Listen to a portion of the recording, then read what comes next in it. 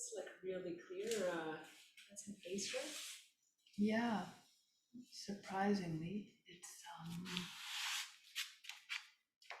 yeah, it's not bad. But actually, is that I'm because using, you have I'm like using the my extra webcam. camera? Yeah, I'm using Okay. my webcam. Yeah, Yeah, actually. and maybe so, that's why. Yeah. Okay. Nice. All right. So, what would you like to do? Do you need to warm up a little bit or anything like that? Maybe. Okay. So we'll Because do like that. if we're gonna like do like the headstands or On the handstands or like pigeon or whatever, probably a good idea, right? Yeah. So let's just set up. We can. I'll just move my mat here, and then you can set up beside me. You want me to?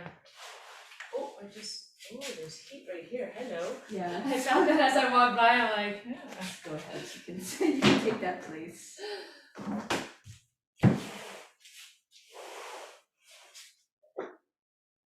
Is that okay there? Yeah, that's fine.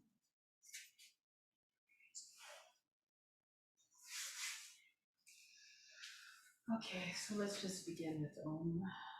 Close the eyes, bring the attention inward. Imagine you're everywhere.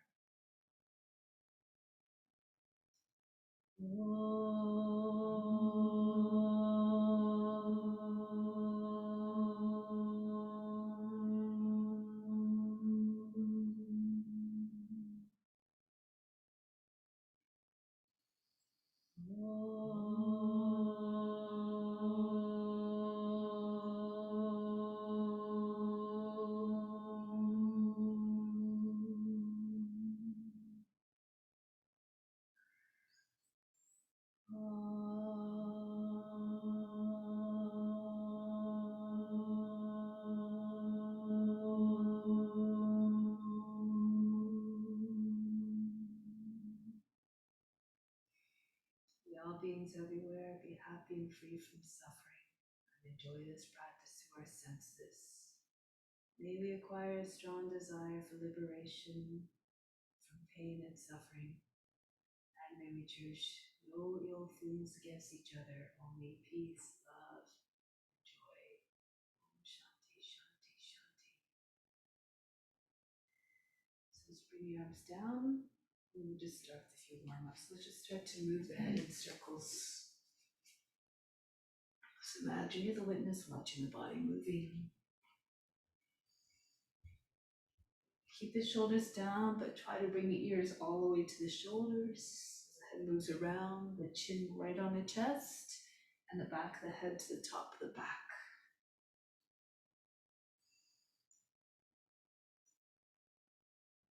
And then switch the direction of rotation.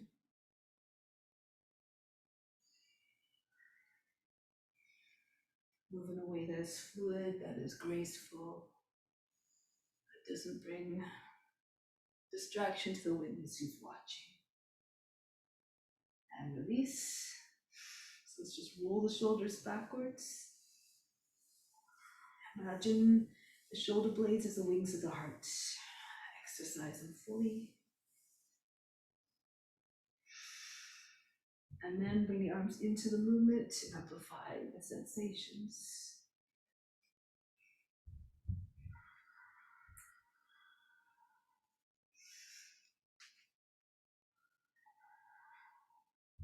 And then change the direction of rotation, just the shoulders first.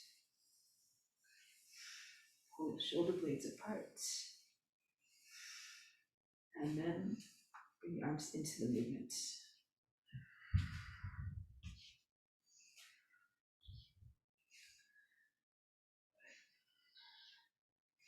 And now bring the arms up, take hold of the opposite elbow, squeeze the arms by the ears, and then just go from side to side.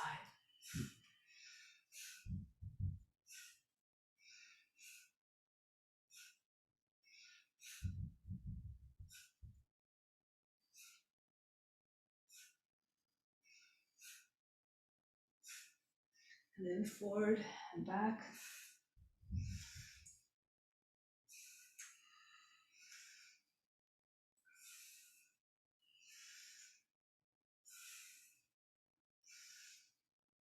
Good. And then just little circles. Mostly with the head and shoulders first, neck,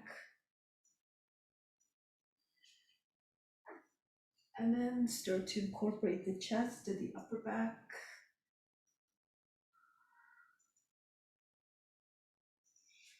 And then finally the whole trunk circles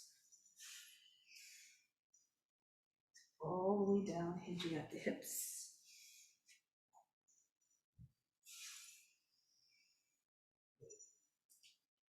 Then come back upright and then change the direction of rotation again. Just start small. Head and the neck, shoulders first. And then start to bring the chest and the upper back into the movement. Breathe into the movements. Don't worry too much about the breath though, just move in a way that seems intuitive to follow the breath, and then try to make the movements so that the breath stays uniform and even. And see how the breath brings more fluidity and ease into the movements. Cool. And then coming back up. Breath of joy. First 3 moves on the inhale, last one on exhale.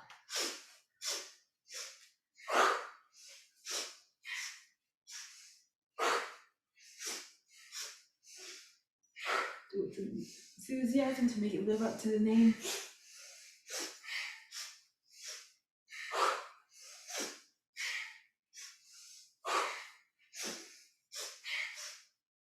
And then the next down, just stay down, allow the body to stop shaking and bouncing. And then roll your way back up. Good. Next one's called lion's breath. So you're gonna make like you're pouncing like a lion, and the fierce lion face, eyes go wide and the tongue hangs out of the mouth, you know. So.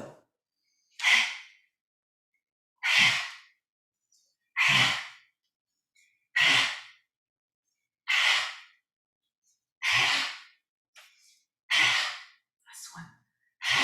And back up. And then just swing from side to side. Allow the arms to just hit the body any which way.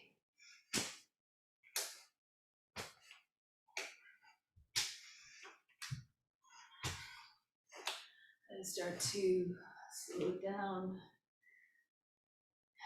Come to stillness again.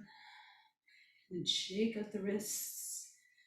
Make like you're trying to dry your hands. And then up and down as fast as you can. Good. Now from here, take your arms out to the side and move over a little bit. So the right leg, just swing up and forth. Try to bring your knee right to your shoulder.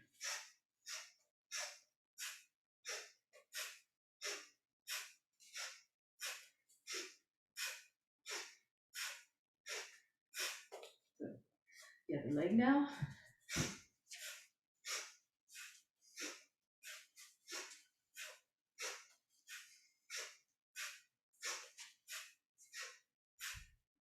Good. And release. Last one, it's called humility pose. So 6 breaths to come up, stand with your head down, like you're being humble, feet together. 6 counts come up, 3 halfway up, we lift the heels and lift the palms. So inhale, 2, 3, lift up the heels, 2, 3. Exhale, 2, 3, palms down, heels slowly come down, 2, 3. Inhale out to the side again, 2, 3. Lift up the heels, lift the palms, 2, 3. Exhale, 2, 3. Heels down, 2, 3. Inhale, float up. Lift up off the heels, 2, 3. Exhale, 2, 3. Heels down, 2, 3. One more time. Inhale, 2, 3. Lift the heels, 2, 3. Exhale, 2, 3. Palms down, heels down, 2, 3. Good. So let's come to the top of the mat now, sun salutations. Actually I'll do it this way so you can see. In case you can just follow me. Okay. So are we doing that's like The classical sun salut, yeah, sorry, namaskar. the ones you normally The do? classical ones, yeah. So if that's B, right? It's not really, there's no A or B, it's not an Ashtanga one really, it's a classical hatha one. Okay. So bring the hands to the heart center. And remember, knowledge is better than practice. Meditation is better than knowledge. Renunciation of the fruits of action is better than meditation. Peace immediately follows such renunciation. The words taken from the Bhagavad Gita, let's put that into practice by renouncing the fruits of the practice. Imagine this as your divine duty to all beings everywhere. Raise your arms up over the head. Come down into forward fold. Bend your knees if you need to bring your hands flat on the ground. Right foot back into a lunge. Lower down the knees, sink down to the seat. Come into high plank. Bring the knees down, bring the seat all the way back behind the heels. And then glide between the arms, coming up into cobra. Good. Come back 2 more times. So just again, warm-ups. Again, glide forward, brush your nose to the ground, slide your way forward into the cobra, all the way back again, seat way back. And 1 more time, come forward, push the shoulder back, and back into Adho Mukha Svanasana. Lift the seat up and back. Melt the heart, beautiful. Right foot steps forward to the hands. Sink down to the seat. Then the feet come together, chest on your thighs, head down, Uttanasana. Come all the way up to standing, reach the arms up, hands back to the heart. Again, sweep the arms up, stretch the whole front of the body, hips come forward, come down gracefully like a waterfall. Left foot back into a lunge, into the plank, bring the knees down, the seat again, back behind the heels, come forward again. Push the elbows out to the side to help propel yourself forward for more ease. Come all the way back. And again, glide forward. One last time. Feel like you're doing a dance. Connect the movements together seamlessly. Downward facing dog. Lift the seat up and back, and then the left foot steps forward to the hands. Sink down to the seat. Then the feet come together, bow to the legs. Come all the way up. Reach up and back. Bring the hands back to the heart. Again, rise up. Go down. Right foot back into a lunge. Into the plank. Ashtanga Namaskara, knees, chest, forehead down. Come forward into the cobra. All the way back, Adho Mukha. Right foot steps softly to the hands. Feet together. Bow to the legs.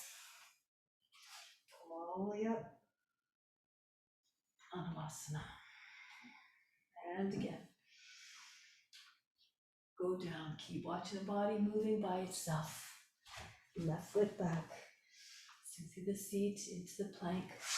Watch the mind reactions and emotions as well. You're none of these. You leave the body, the mind, and the emotions.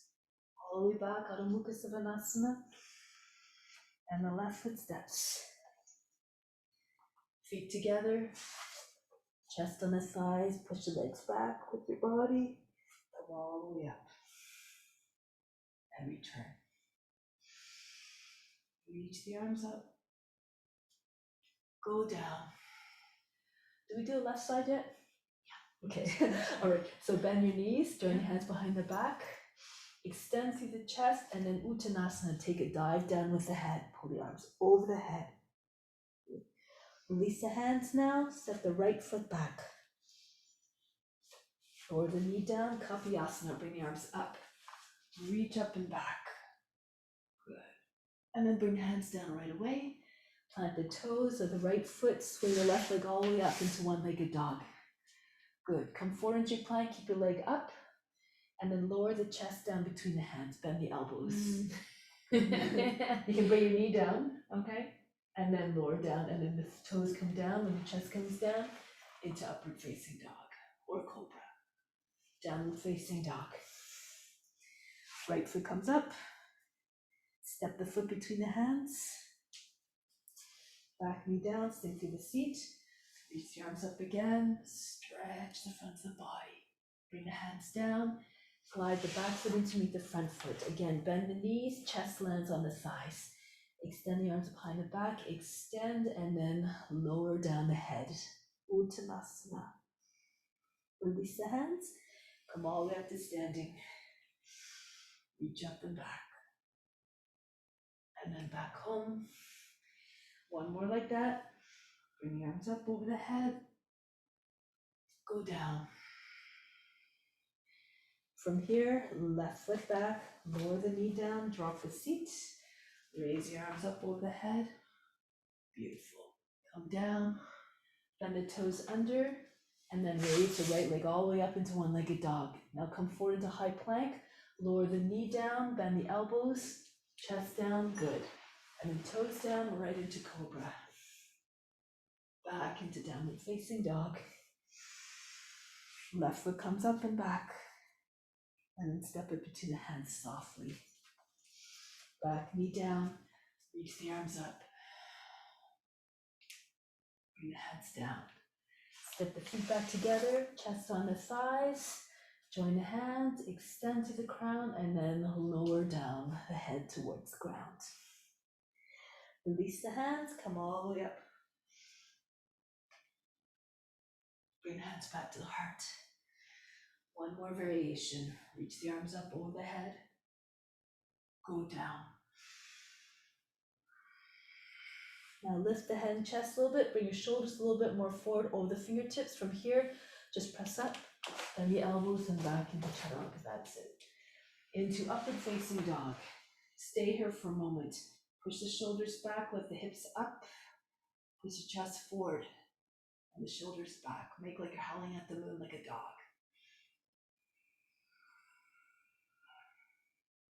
Make sure the neck stays long, no jamming in the lower back either. And now roll over the toes back into downward facing dog. So here, just work your shoulders a little bit. Just try to get your chest down. Top of the head falls below the arms, so you can get your head to the ground. That's it, good. Soften the line of the back. Nice. Beautiful. Now lift the heels, bend the knees, look between the hands, and bring your feet forward. And then Uttanasana, pull the face against the shins, chest against the thighs, come all the way up to standing. And then bring the hands back to the heart. One more time. Lift up, fold the body in half. Again, come forward, shoulders over the fingertips, push into your hands, back smoothly into chaturanga. That's it. Into upward facing dog again.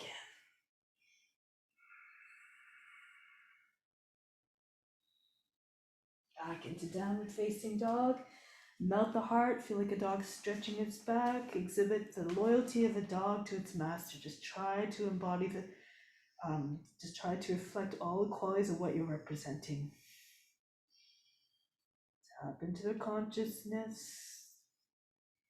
Make them your guru for any given thing that you represent. That is your teacher. And they'll whisper its secrets to you. Now lift the heels, prepare to come forward. Look between the hands and come forward. Pull the body down onto the legs.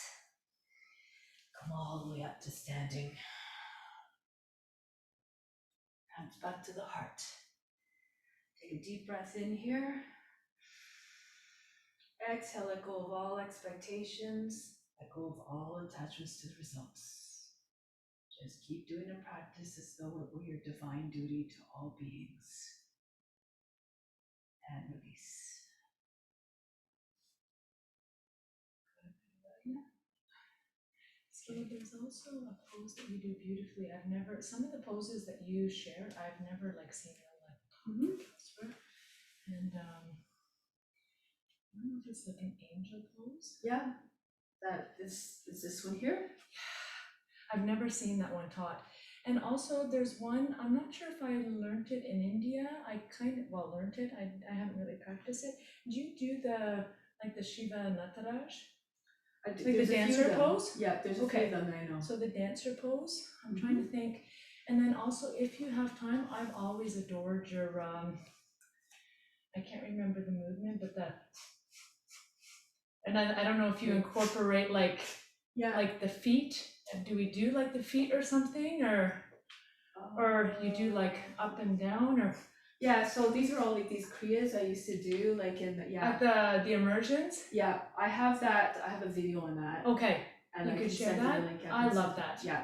Yeah, because I find, especially because like I already feel like right away, because I'm somebody that's always like cold, Yeah. you know, so like it's a way to like, Warm you know, up. yeah, Yeah. keep me up like So I have, I really think it's fast. about a 40 to 50-minute flow, and it's got the different kriyas, and you can take in and out a few, whatever, you know, to custom. So yeah, I got that That'd be awesome. for sure. Okay, so angel, yeah. So I usually do like standing balances after I do the warm up anyways. Oh, so it's perfect. perfect.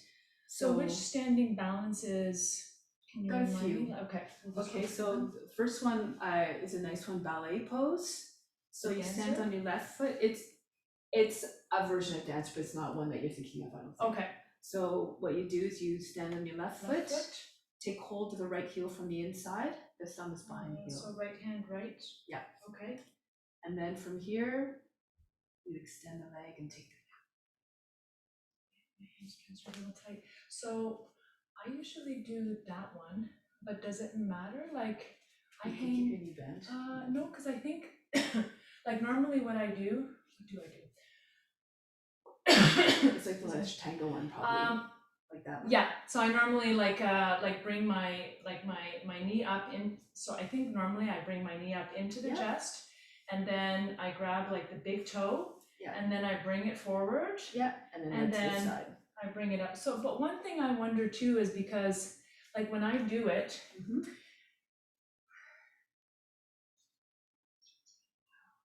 so like normally if I just bring it like this, like so normally I kind of like adjust like my hip so that I can kind of, yeah. Is that okay? Because I know like in some poses, like, well, in pretty much all poses, like they tell you not to do that hip hiking.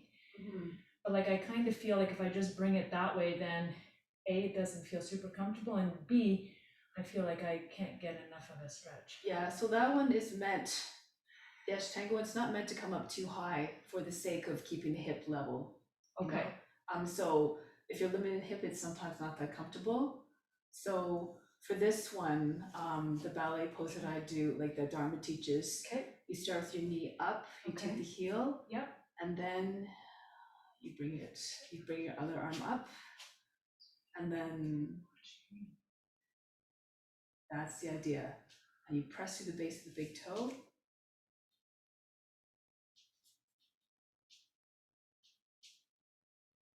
That's it, and push your chest forward and up. That's it. Now, if you lean a little bit to the left, Yep. you can get your foot up a little bit Yep. higher. I can feel that. Yeah, good. It's high, you know. And it's okay, like, so you like, ideally the fingers should be the same height as the foot. Okay. So you don't, like, if you can't get your leg that high, then you bring your arm down, so it looks more like this.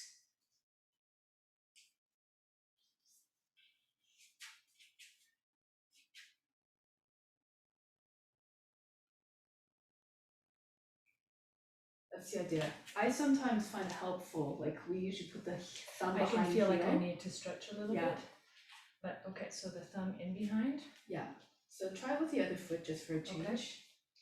So really root down, and then bring the knee up as you can, to bring it up to the Okay, side I feel the first. thumb now in behind the heel, Yeah. yeah. And then push to the base of the big toe. That's it.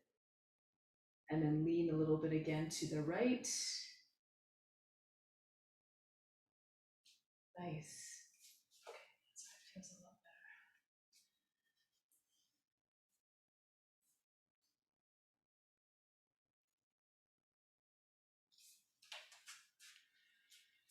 the idea. Lift up the chest. So the when you start, you kind of bend down a little bit. Am I okay? Yeah, so try to keep your chest up so that sometimes you lose a balance as a result, you know, like when you're trying to adjust yourself. So try to keep your chest up first, Okay. and then take it up to the side.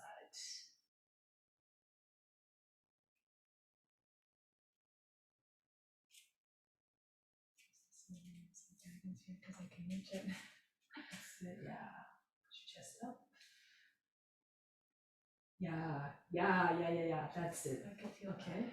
So I'm not doing much assisting. I'm not doing any hands-on. I'm just You're giving telling like you the the verbal the cue verbal to cues. lift.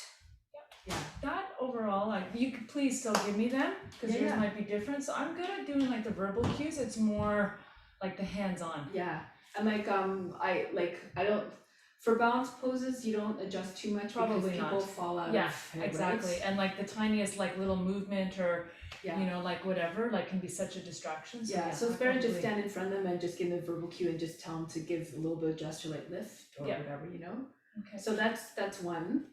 And then so the next one is so it's a lot like, well, let's do hummingbird. Okay. So we start off bending your knees, bring your arms back.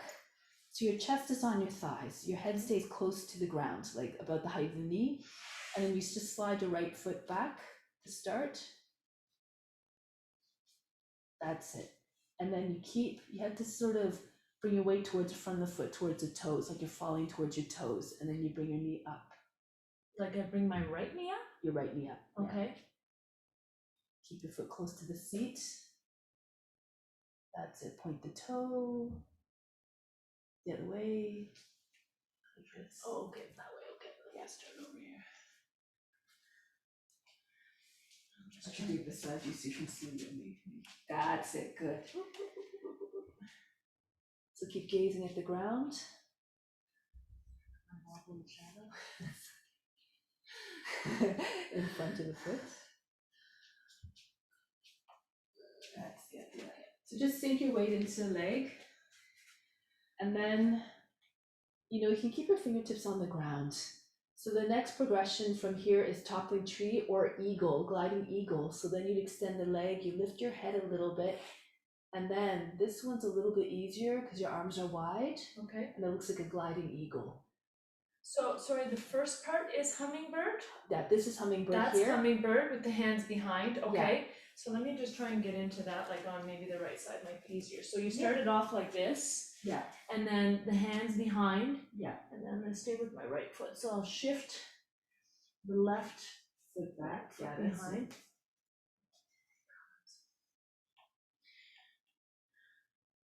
And then just bend your knee. Bring the heel towards the seat. Okay. That's it. Good. Okay. And try to get your knee a little lifted more, a little if you can. That's it, towards the sky. Your head still towards the ground. That's the Up idea. and down. Okay. Yep. You just keep your belly resting on your thigh. This is hummingbird. So hummingbird's very small and compact, right? So the idea is to just try to make your form as small as possible. Now from here, if you want, you can extend the leg that's raised. Yep. And then bring your arms out to the side, like an Okay. eagle. Oops.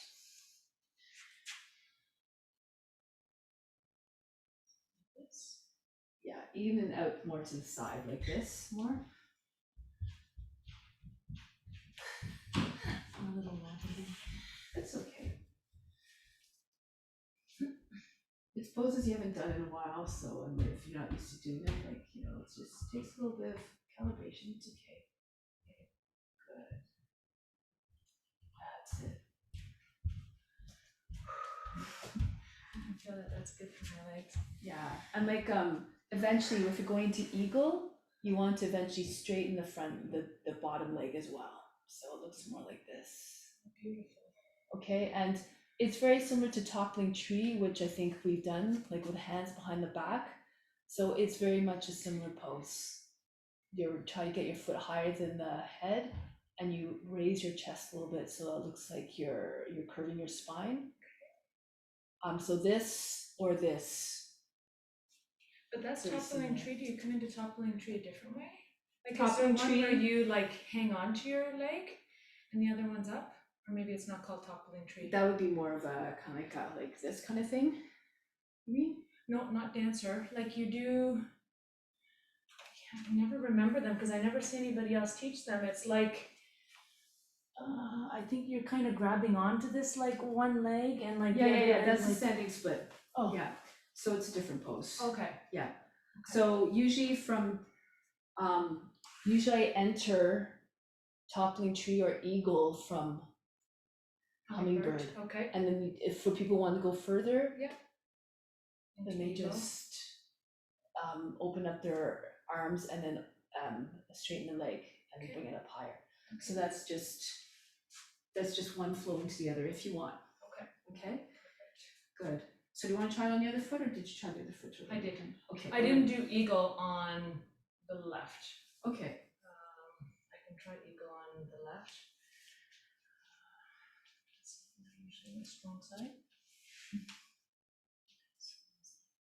And then so balancing on the left, so this right foot would come back.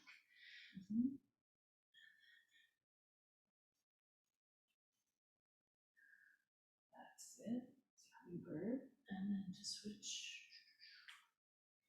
You feel free to take your fingers down first. Extend the leg and then push your knee back on your standing leg a little bit to straighten. Oh, okay, both are straightened. Yes. Okay. Yeah. Yeah. Oh, so it's almost kind of like Warrior 3, but like you're Almost. down. Yeah, and your body's still a little more curved. So Okay. in Warrior 3 is a little bit more straight, right? Yeah. It's more like a T.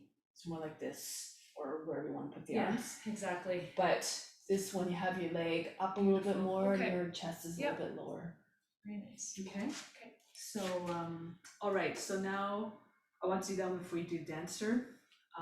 But let's do angel next. So we'll just progress in a way that's that's opens you up a little bit more. Okay. So for dancer, angel. Angel. You're standing on I'll do this one with you. So you just slide your right toes back. Then you just bring your hands up, just below the rib basket and push it up, and you open it up. Okay, so imagine just opening up your rib basket. You take your arms out to the side, a little bit behind if you can. So imagine you're trying to squeeze your shoulder blades together. And then you bring your head back, looking up and back. And then if you feel comfortable, you have to keep your chest forward and see if you can raise the right foot up off the ground. A little bit at a time. There you go. Beautiful. I love this pose. And you look super graceful. So this is it's not an easy pose, to just try to go back. And find for your me, balance. because like anything where I put my head back, like even when we were doing all the circles, like it generally just like gets me so dizzy, and then I'll often feel like I want to puke, or that's why I generally like avoid like fish pose. Yeah. So yeah, like I love this pose, but like it sort of triggers that like sensation just a little bit, like in my I don't. So you don't have to bring your head back all the way. Like Okay. just kind of lift and Yeah. look up. Okay, so you can just very much stay here. So we start off like that. I'll try the other side. So the left foot. So you. So we're doing on the other foot now. So Yeah. standing on your right foot, Yeah. and then slide your left foot back. Left foot comes back. Okay. And then I like to yeah. start by lifting up the rib basket and pushing it, opening it up. Yeah. And then you extend the arms out to the side. And then just get a lift. So imagine like you got hands on the back of your head, just lifting it up, and then just turn your gaze up, and then lift your left leg up. And keep opening up your arms. Feel as if you're squeezing your shoulder blades together. Nice. Yeah, okay. So again, like just go to the extent that you can. So for dancer, there's a few different forms. Start with basic, Okay. and then move on. Okay, so there's actually another one too though. It's a hip opener. So I'll show this one first actually. You're standing on your left foot. On my left foot. You bring the right knee up, Mhm. just like this, and then bring the foot out to about the height of the knee. So you have to turn your knee out a little bit, like sort of like you're doing a pigeon. It's good preparation for pigeon actually. Okay, and then you bend the standing leg, and you let the foot float there. You take the arms out to the side, and you bring the left wrist over the right. Try to have your elbows level. So this sometimes happens when the elbow drops down. Try to keep your elbows level, your wrists right on top of one another. Oh, so your right, okay, so the right hand is on the bottom because it matches your. Yeah. Okay, so it's like this. That's it. And then try to keep your shoulders over your hips. And with each exhale, just sink a little bit lower to work the hip.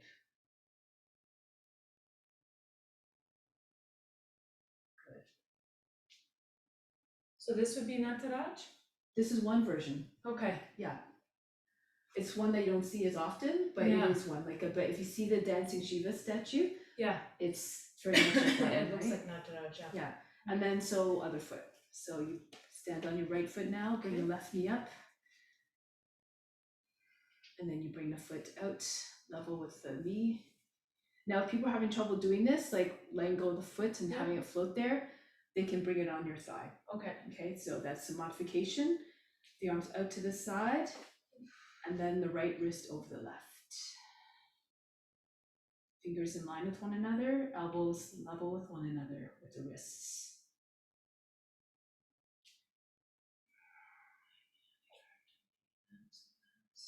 Some people do it this way. That's not an easier, I don't think. Yeah, It's, I like the mudra, it's just, I Yeah. don't know what I feel. Okay.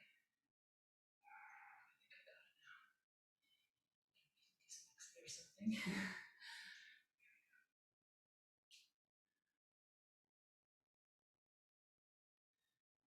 the more you sink, bend your knee, the more you, but again, according to your condition of your knee. And then press back up, release. So that's a really good one for your hips, for like you're working pigeon. And like that's, from there you can do the eagle, right? So that's a natural progression for that. So let's do Dancer Natarajasana this way. So basic pose, take the right knee up in front, take hold of the ankle. Now, how do you hold it? Because like in different classes, everybody does it differently, right? Yeah. Like in moksha, like they Hold it from the inside. on the inside, Yeah. right? Whereas I'm pretty sure like my yoga teacher training, it was from the outside. I do from the outside because from there I usually make different progressions. So I hold it from the outside because then I can move my hand and do other things. Okay. Okay, so I usually do this way, and that's how my teacher teaches it too. So Dharma, he teaches it from the outside? yeah. Okay. So the easiest way to go into it, I think, is to bring your knee in front, Yep. hold the ankle, and Yep. then pull it back. Yep. And try to get your thigh level with the ground, and the toes are at this height of the shoulder, the head, roughly.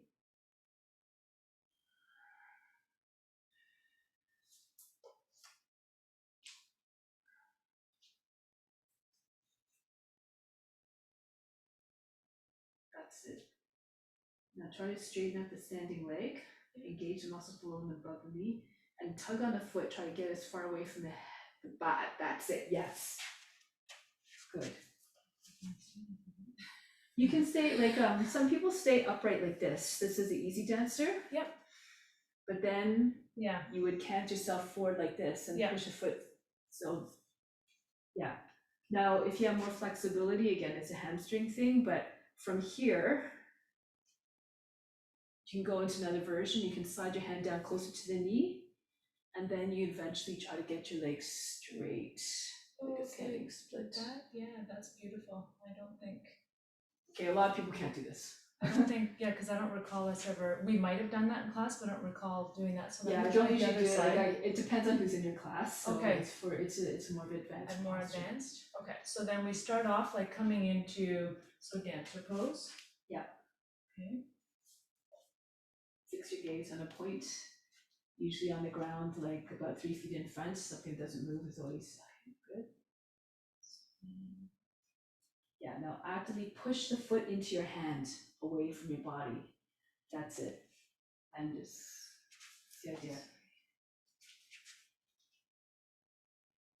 Keep your chest up.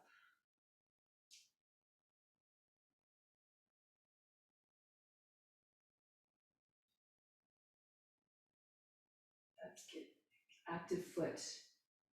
Even bend your toes back like this, like if you push through the base of the toes, it sometimes helps to keep your balance. Okay. Okay, so, and then try to engage your legs above and below the knee. You can keep your hand on your thigh to remind yourself first, and then you can take your arm out. So that's it. Good.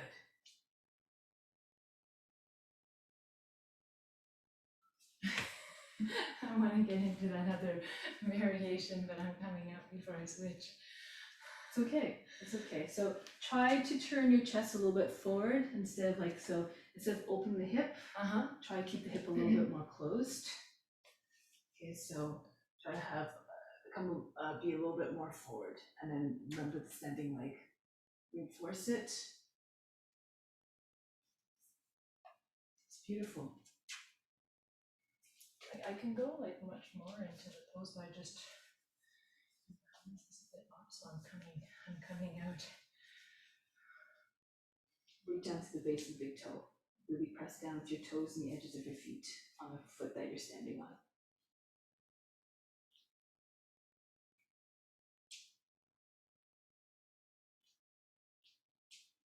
Visualize yourself in the pose that you're trying to do, and then keep watching that image. Imagine you're staring at it right in front of you.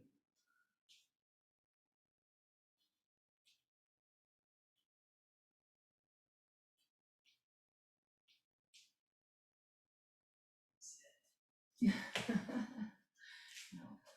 To start, you can always just place your hand on a wall. I can come into a much like fuller expression of dancer pose. Usually I'm very good at like staying in my stance, but Show me how you do it. I'm pretty sure I think I do The same like way? yeah, I'm pretty Okay. sure I do like, because to me the inside like doesn't like feel like super comfortable, and then it also feels like I can't bring Yeah. my leg up enough. Yeah.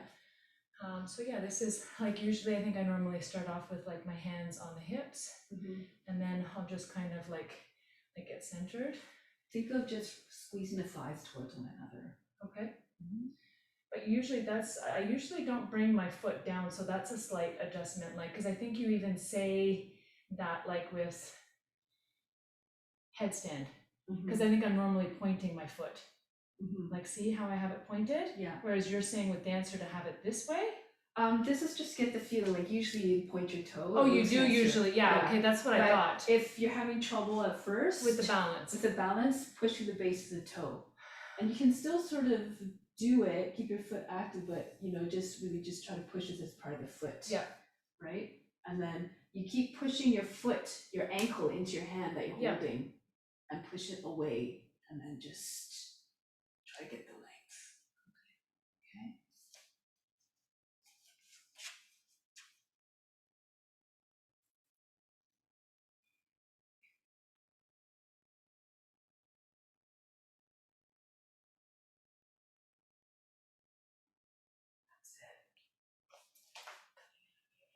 Yeah, so usually, and I find too, like once I start like folding forward, Yeah. then I can really sort of come up more, But like dancer pose, I don't even know like when's the last time, because it's just like my general practice is like pretty like gentle, and so dancer pose is not really like, it's not one that I practice a lot, right? So I know I have to like shift my practice a little bit just to like get more like solid and grounded in all of the poses for teacher training, even if I don't incorporate them a lot like in my practice. Yeah. Which I like to, it's just I'm more kind of No. semi like yin, relaxed like Yeah. yoga. So yeah. That's okay. So just keep thinking, imagine yourself in a pose, and just visualize it. It's like right stuck on a poster in front of you, and just keep your eyes fixed on that and your mind fixed on that, and it might help you to concentrate to just stay in a pose a little bit longer. Okay. Did you try the other foot recently? Yeah, I did both. Okay, all yeah, right. So we can move on to a different one. Okay, all right. So, okay, we've done quite a few of the balance postures already. Is there any other ones that you want to? Oh, the standing split. Yeah. Right? Okay. So so from that one, you start with your hands on the ground. You raise one leg up if people are having a lot of trouble, you bend your knee, right? Yep. And then I'll do this so you can see. So you try to rest your belly on your thigh, start with your knee bent a little so you can rest your belly on your thigh. And you bring your hand, the index finger is pressing against the outside of the ankle, behind the ankle. You keep your gaze forward, and then there's a few variations here. You can even just keep one hand on the ground, raise the leg up, try to get the left hip as high as you can, and just hug the body against the leg. That's one version. More advanced, you might have to start a little bit further out with your head, and you try to take your other hand to the foot. Okay, so your head's forward and you're looking a little bit beyond the foot, but eventually the idea is to just try to get your nose to the shin and your other hand on the foot as well. Like that. Is there another one that's similar like that, or? Yeah, I think I know which one you're talking about. It's a little bit more, so I don't know if this is a Yes, one. I think that's is it that one? Let me see. Yes, that's the one. That one, right? So you don't call that one toppling tree? No, this one is bound Adho Chandrasana. Okay. Yeah, so you get into it from Yeah, because I'm trying to remember what pose you normally come out of to go into that. into easy triangle like this. Okay. And then you take the bind like this, and then you stand. Step into it. Step into it. So you bring your knee off the ground, and you have to look forward a little bit, and then you raise your leg up. Okay. So let's try, can we try those both? Yeah. Because that's the one I was looking for. Yeah. So for the toppling, The standing split. the standing split, sorry. So you start with your hands on the ground. Okay. You take your left hand to your standing ankle, your index finger along the outside. Yep. Yep. And then you bring the right leg up. Okay. And we just try to bend your knee if you need to get your chest on the thigh. And then from here, you see if you can keep your left hip up and try to push your body against the leg. Your nose eventually comes to your shin. That's the idea. Try to raise the foot higher. Do you mind if I give you an adjustment? Good. So from here, put your hand on the sacrum, and then you just try to, push. That's the idea. And then, so from here, I can also try, to get the other hand to the foot. So the same way, the index finger comes to the inside the ankle. So both of them are like pointing down like this, basically? Yeah. Okay. Yeah. So give that a try, perhaps, or you can do it on the foot if you like. Yeah. It is probably a blood pressure thing, because I get that too. Yeah, So I get like lightheaded. yeah, so just keep your head down, and then just take your time. Like just after the pose, you don't have to come up, because that's usually what causes. But then it helps like when I go back down again. Okay. Right. I'm like, okay, hold on, I just gotta like come back down and then I come back up, and Yeah. then usually, I don't know, somehow it resets something, so Okay, all right. I don't know. It's like nothing new, but it seems to be If it works for you. like getting more like, I seem to be like more sensitive with that pressure thing. Okay, so you said, so we're starting off like this, and then bringing the hands down. Yeah. And then, so you said hand like this, because I'm gonna switch sides. Yeah. And then That's right. Yeah, really push, like just to like the round part of the ankle, just right behind it. Yeah. And then, And then, so keep your other fingertips on the ground close to the foot. Okay. Raise the left leg up. Oh, and I think maybe that I wasn't, like, are you resting on your thigh? Because I think my belly's on the so thigh. I think I wasn't resting. There we go, so that helps a bit. Yeah, and then use your body basically to push your legs straight and to give it a little bit more, basically just a little bit more reinforcement. And then, so if I want to bring that left hand in, keep gazing a little bit beyond your toes. Keep your weight on the base of the toes and the toe pad, really grip.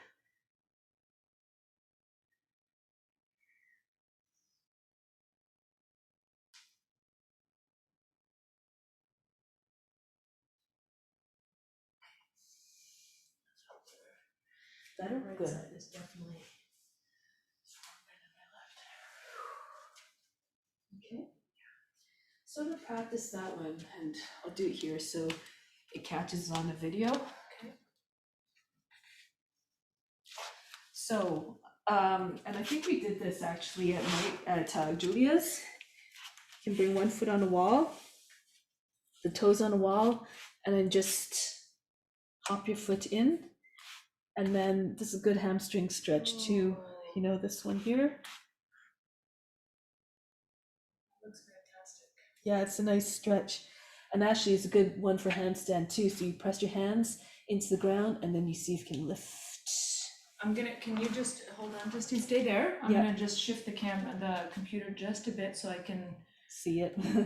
okay, can you do that adjustment again? Just Okay. right, yeah, So I start with the heel down. yep, And then push into the hands and then just keep pushing through the foot that's on the wall and then lift. okay. So you have to kind of. Okay, did you get that? And then actually that looks really, I like that. I didn't remember that at all because then that would also help with practicing the splits. Hanumanasana, exactly. Can I try that? Absolutely. You might want to, you can do it against like that wall, or this wall might be a little bit easier. I think, okay. I don't know I if feel like it's- my leg is. I was just gonna say like your foot might actually come onto the ceiling. But let's So see. we, Bring one foot on the wall.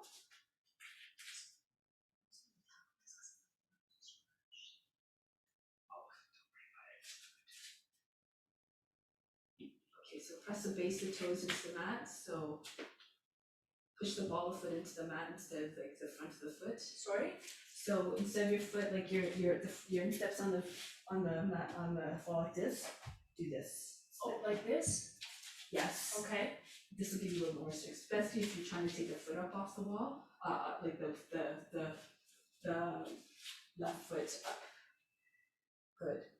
And it's okay, like my hands are down like this? Yeah, and eventually you want to move your hands right close to your foot though, as close as you can. That's kind of. Again, it's a hamstring thing. Good. Again, try to press the base of the toes into the wall. The foot that's on top there. Turn your foot. Oh, like, Yeah, it stays like that? Yeah. Oh, okay.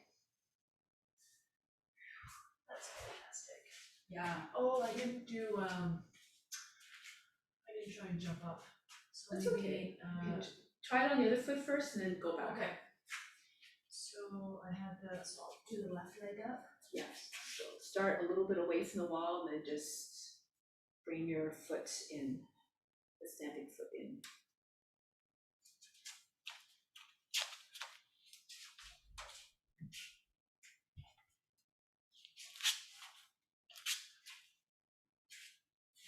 That's it.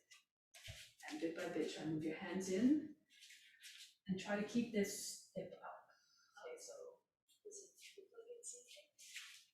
I couldn't really tell. It looked like this Okay. side was a bit shorter than the other side, so that's why.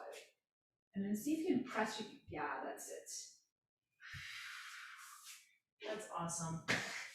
That's Nice. nice. Do this That's a a few good times. workout for me. It is, it's a good workout, and like, just keep that foot on the ground active, like pull your toes away and then just come up and down. So, but the foot on the wall, like it stays like that, so it doesn't stay pointed. It stays, yeah, it stays like that. Okay. It's a little bit, like, I mean, you can do that way, but it's a little bit easier if you push your toes into the wall, because it gives you a little bit more power, and then you can do this a lot longer if you keep that other leg active. Otherwise, that leg's not really working for you. So it's just working, making it That's so. fantastic. Yeah, it's a I nice feel one. that. Yeah, it's a good one, eh? Yeah.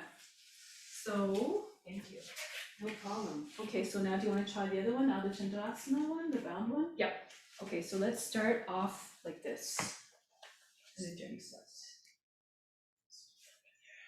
Okay, so just take your arms out to the side. And we're just gonna come down into Supta Trikonasana first, your left hand on the inside, right arm up. So now what you do is you drop your shoulder, left shoulder down, and you bring your left arm around. the lower you drop your shoulder, you pull it in, the more the arm can get underneath, and then the Mhm. other arm comes over and you just hold the hand. Okay, and then from here, you bend the toes under, lift the back knee up, and walk it in a little bit closer. Okay, then you have to sort of lean more towards the front of the foot. Take your gaze down and then see, take a half breath in and raise the right leg up.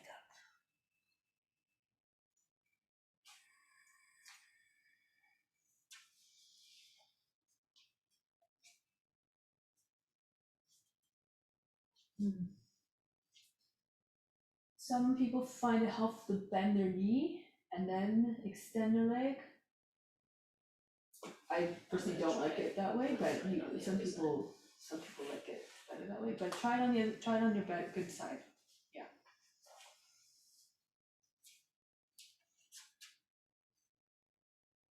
Good.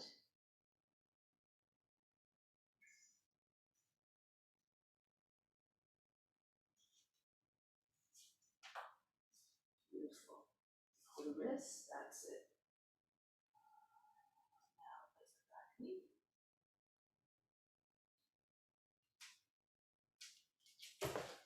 Okay. Yeah.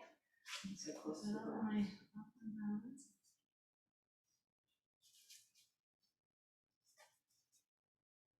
Move a little bit further forward. Like left this foot. foot? Yeah, the back foot come in a little bit more. Bring your head a little bit more forward of the foot. Okay. Okay. Take a half inhale in, and then raise the leg up.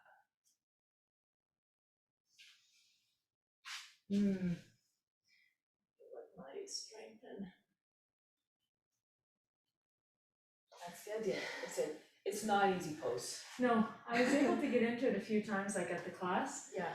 but I think just because, like in the last couple of years, like my practice has just been like so Slower, gentle, yeah. and then also like at the ashram and now like shifting like to music, like I sit a lot. Yeah. You know, so my Yes, strength it does affect the balance a little bit. yeah, but well, and also just my strength as well, because I Yeah. used to be able, I couldn't stay into that pose a long time, but I could definitely get into it, right? Yeah. So But yeah, it's a matter of positioning too. So if you're too far back, you have to work a lot harder to get your foot up, and then that's where you lose your balance, right? okay, So you just try to walk your foot as close as possible, and my head is in front of the, like, when your head's behind again, like it affects your balance, so just try to have your hip over your foot, your heel. And then your head's in front of the foot. And you can take the leg up.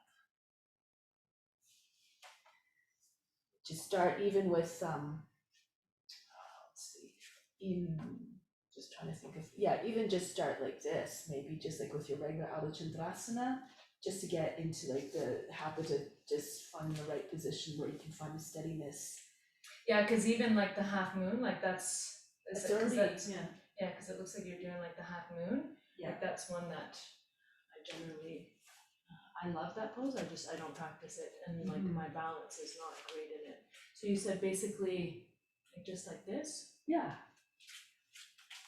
So that's the start of it, right?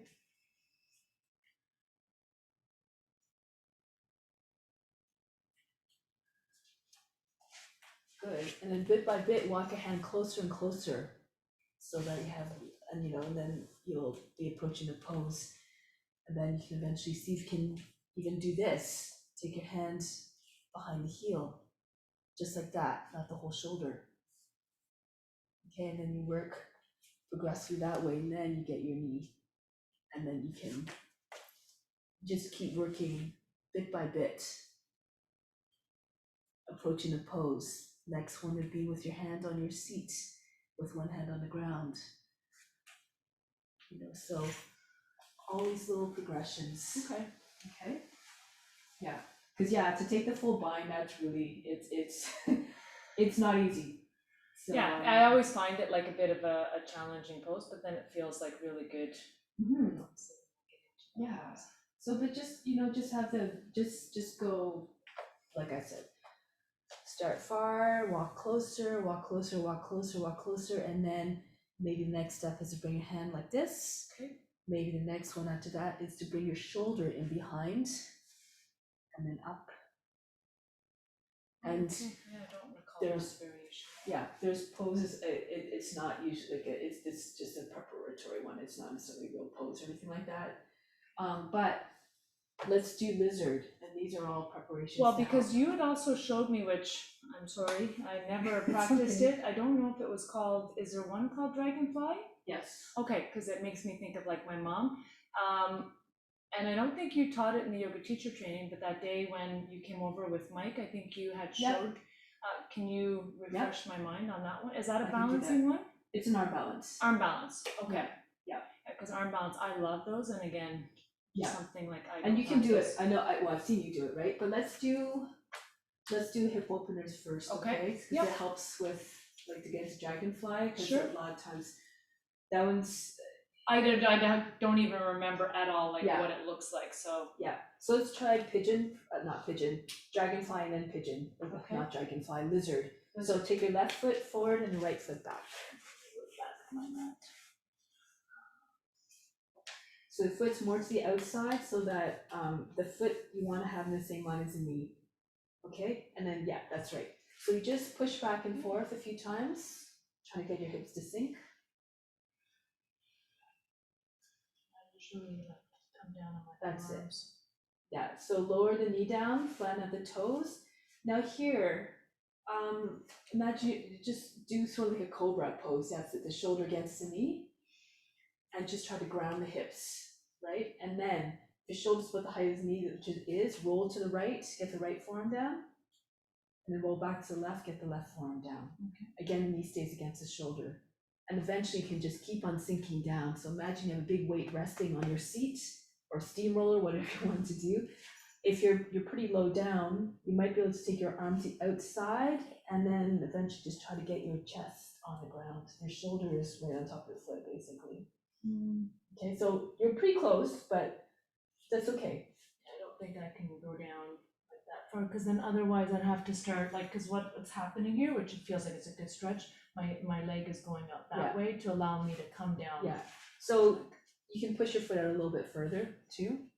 Okay, That's it, and this will help the knee from falling out to the side as much. okay.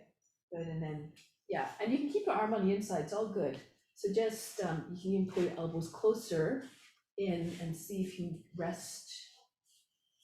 Yeah, you're really Well, that way I close. could probably, Yeah, then like I'm kind of leaning awkwardly, yeah, and it's putting like a bit of like tension in my, yeah, so My I shoulder. mean, that it's one way of getting down, but Yeah. I personally like to have the arm on the outside to give a little bit more. that's too far for me. Yeah, and that's okay. So it's just, again, it's just practice and it's just sinking down to the hips, okay? So let's, from here, we can come into pigeon. So I think this is one pose that you wanna work on, right? Pull the hip back and then just, I like this version. You just heel toe your left foot to the right. Try to get your heel on the same line as the knee. Yeah, pigeon, I think I'm pretty, we'll go through pigeon, but Okay.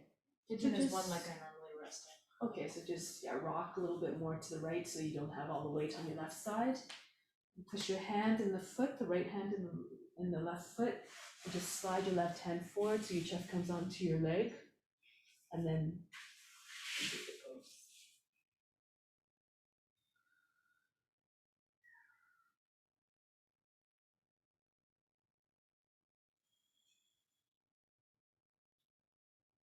get nice and long here.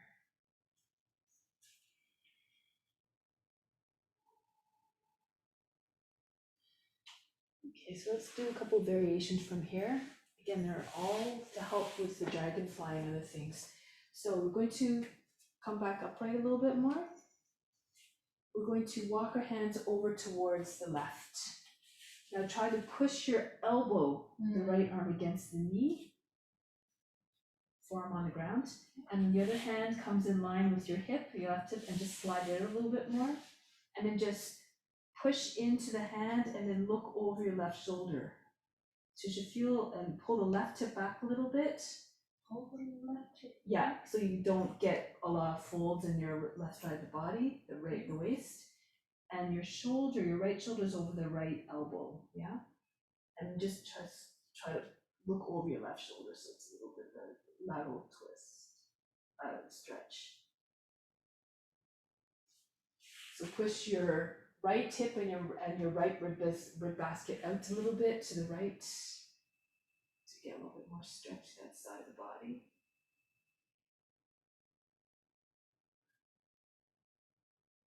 Now, one more breath. Turn, look over your left shoulder, and come back. So this is called Dharmasana. So you're just going to relax the back leg. It's not really active. Push the foot out a little bit more. There's one I've been doing just because it feels good. Like it's basically, I'm just kind of like, I don't know if that's a real pose, but I just kind of twist. Yeah. Because I don't find like going, I always do both sides, but there's one side that always like feels Better. it's this way. Because I also do kind of hook my elbow there sometimes, but. So this is another one. And so you can bring your knee a little bit out to the left a little bit more. Okay. And then you just try to bring the center line of your chest over the middle of the foot. You reach forward. You need to take your elbow and push against the sole of the foot. Place your hands together in prayer and then push right hand down to the left. And then look over the right shoulder. So as you're pushing into the foot, you lengthen the underside of the body. You roll the right thigh down and a right shoulder back, so it's a little bit of a twist through the right side of the body. Okay. If you want to feel more, if you're more flexible, you might be able to do this one. You try to get your shoulder in front of the foot. And you can take the right arm around and press your hand into your thigh and press it down and then roll the right shoulder back. What is your left arm doing? So my elbows, my shoulders against the foot, and I'm just resting my head in my hand like this. No, like when you bring your shoulder down. Oh, Is it just like resting straight out in front of you? No, it's just against it's like the shoulder is against the sole of the foot. Yeah. And the arm is like this. I'll do this. No, your left arm. This is my left arm. Yeah, so when you have like your shoulder like down on your foot, like so is this arm just resting out like this? It's more like the elbows in front of the foot, and I'm just resting my Okay, head. so in that case, yeah, I probably can't do it like that. Okay, that's Because okay. when I can sort of get like, and the shoulder is like just down on my foot, but then I can't. You don't have to rest your head in your hand. You can just keep your arm out like this. Yeah. And that's fine too. It's just for people who want to like, you can bring your hand higher on the head as well. Okay. To hold your like on your forehead more. Okay, and then push into your thigh and then roll the right shoulder back. That's okay. So you just stay with your elbow then. Yeah, that one I could get. This is a nice one actually.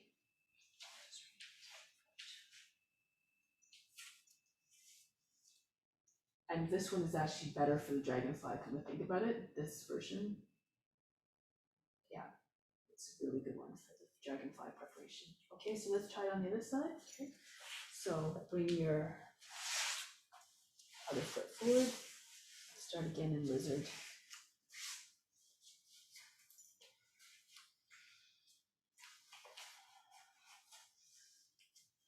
Let's push back and forth. And send the left heel back and lower the knee down, flatten out the toes. Make like a cobra, walk your right foot out a little bit more if you need to keep it against the shoulder. And then just gradually roll to the left, get your left forearm down, roll back to the right forearm down. And then just keep anchoring down through the hips, but imagine you're telescoping the chest and the head forward. That's it. Just keep pushing your chest towards the ground.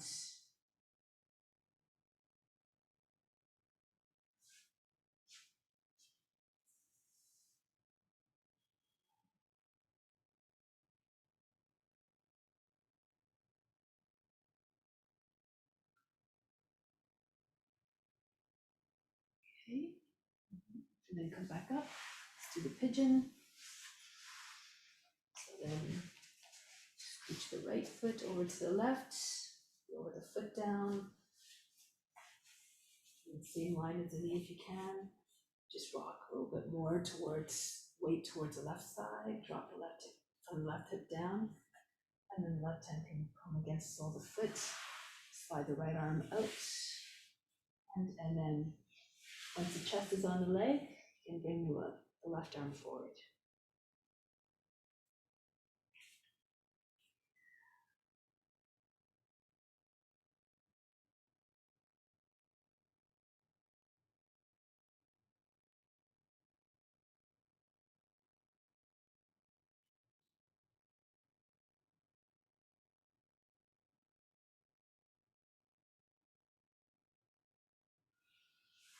Okay, then coming back up. Do you ever come into, is it the mermaid? Yep. You can do that after. Is that one, No, yeah, you stayed like in Pigeon. oh, okay, yeah, I don't know if it's so called, this, like, it, yeah. this one, right? Yeah. You do that one. I know I do that one, I was just wondering if you, Yeah. because I think you do something similar to that in a lot of your pictures. Yeah, so that one, I do it like there, but I also do it from Kapyasana. So from here, you do it from here too. That's the one I've seen. Yeah, and then you come, you bring your hand across in front, toes, whoops, sorry. Actually find it easier to just reach the hand over, take the toes and just slip your shoulder out from underneath, and then the foot's on the head. So just these little movements that don't take much, that don't strain the joints too much, just to help you get into the pose more easily. So yeah, that's another nice transition. Very nice. Take me time if I'm not sure if I'll ever get there, but. To have a funky shoulder on this side a little bit, so a little bit less range of motion this side. That's why it's a little bit hard to get the Okay, is arm that in new front. or? Not really, no. It's just a different way of getting into it that I've started to do, just to try to find ways to make it easier for people to get into it, because people struggle with that one. Like just trying to get the foot up like this, and then they're twisting their joints in a weird way, and it's not comfortable. It's not necessarily good for the shoulder either. So just trying to minimize the movements, so you just do very little to get into the same pose. All right, so now walk your hands over to the right. Left elbow presses against the outside of the right knee, and the right hand just beside the right hip, and just slide it out a little bit in front. Push against the knee, push into the hands, and then look over the right shoulder. And see if you can pull the right side of the hip back.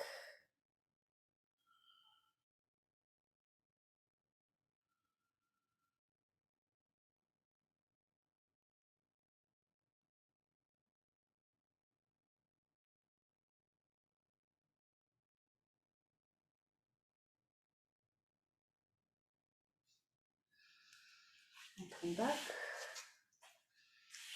And there's that Dharmasana one where you pull the foot out, and then again, center the chest in line from the middle of the foot, the elbow against the sole of the foot, hands together, and then push the hands together and try to get your chest, center chest to come in line with the thumbs. And then roll the left shoulder back as you roll the left thigh down. It's beautiful. Nice. Really good at that pose. And then you want to just try to get length through the underside of the body here. And then just, as you twist this, roll this back, roll this down, okay? The left side down and in, but then you try to pull your left shoulder back. Yeah, It's almost like an opposite direction. exactly, yeah. So like a counter spiral through the, yeah, good. Okay, all right, so dragonfly. Okay, so just trying to get it so it's the best view for the camera. All right. I'm not So- sure, this might be one where I'm just watching, I think, cause I think You managed to get it though, on one Oh, yeah? side, yep, I know Okay. you got at least on one side. Oh, for did sure. I? Yeah, you Okay. did. So, you start with one foot over, okay, like this. Okay, and then you walk your body in a little bit so that your seat's right against the heel. You have to lean back, okay? So press into your left hand, keep your left hand on the ground, raise your right arm up.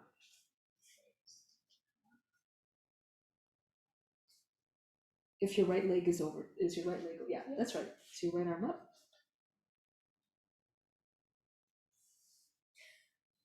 And then from here you have to kind of dive down. So you have to bring your shoulder down so your foot lands on the top of the arm. And then you press into your hand, you bring your chest forward.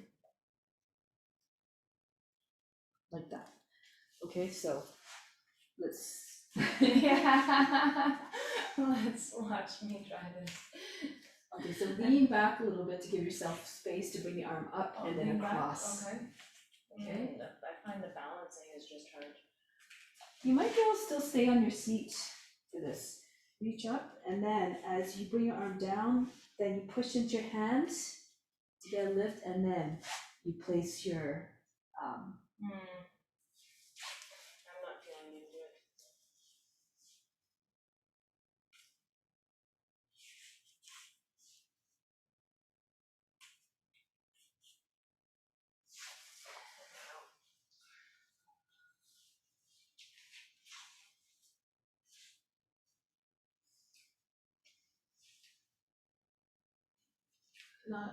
bring the foot back a little bit this way so that the more you have the foot extended, the more you have to reach. Okay, Right, so so- like this? Yeah, just close to the knee as possible, Okay. and then Because I find even just balancing like on that one hand, Yeah. that's. so just roll a little bit more. And on I the can't left side. like put my hand down like you because then I feel.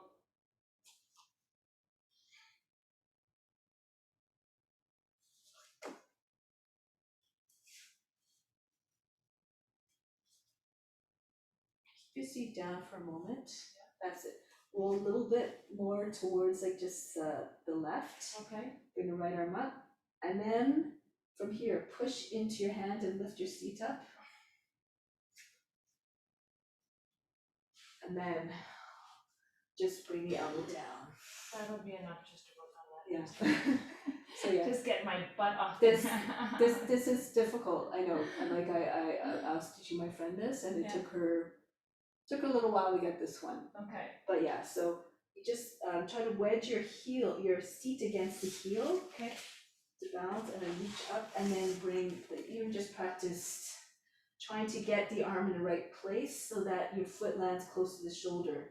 And then from here, you place your hands down. You have to move forward a little bit with your chest, so you can get your leg up. Okay, was that your good side or your side that's a little bit more weak? Yeah, that's probably. I think that was the left. So see if you can try it, how it feels on the other side. Bring your foot in a little bit closer to your seat. Like this. Yeah, and bring the other foot in as close to your seat as possible. That's it. Like that. Keep your seat on the ground as you're raising your left arm up. Like, are you resting on your arm or no? Not really, You're not. Okay. but it's got to be close enough so that you can get. If it's too far away, it's just going to be hard to get into the twist. That's it. Okay, and then it's getting close. You want to try to get your foot. You're very close. Yeah, you can try to move your foot in, like you just try to get your foot close to the shoulder. If it comes too close to your elbow, it's just gonna fall off your arm.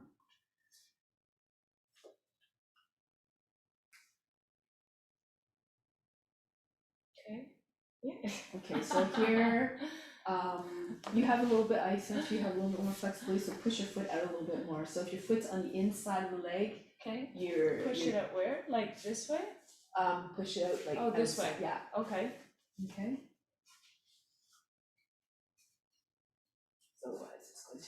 get into the rest of the pose.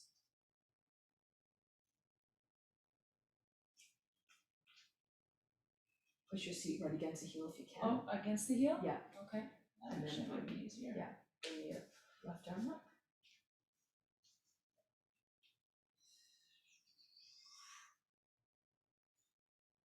That's it. And now what you want to do is you want to turn your chest to face the ground and bring your hand down. So this hand has to.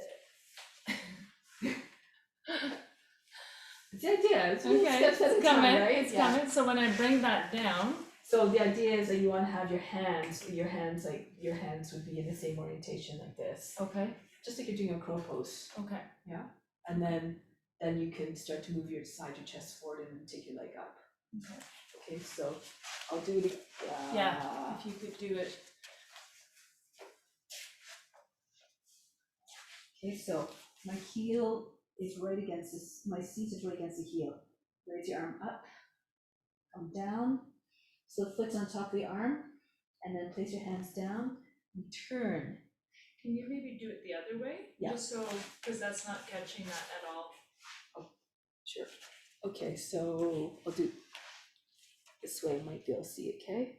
So the seat is right against the heel, the hands close to the body, and then from here, you lift your arm up, lift your seat up, give yourself a little bit of room. And then the arm comes down, right as the foot comes onto the arm. You turn your hands so they're facing the same direction. You come forward.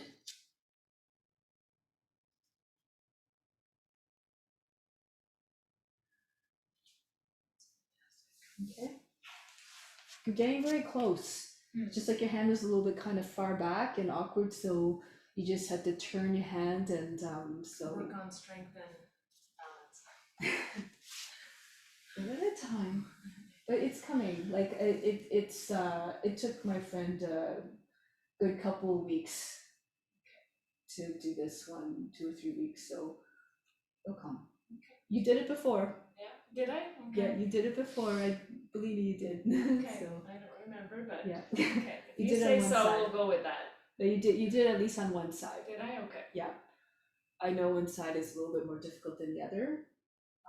Are you sure it was that one, or because I'm kind of thinking No, it was? I'm pretty sure it was that one. You did it. Because I think you were showing me, because I struggle with pigeon, so I think you were showing me like a side pigeon or something. Okay. Trying to remember what that one is. I don't even remember side pigeon. It's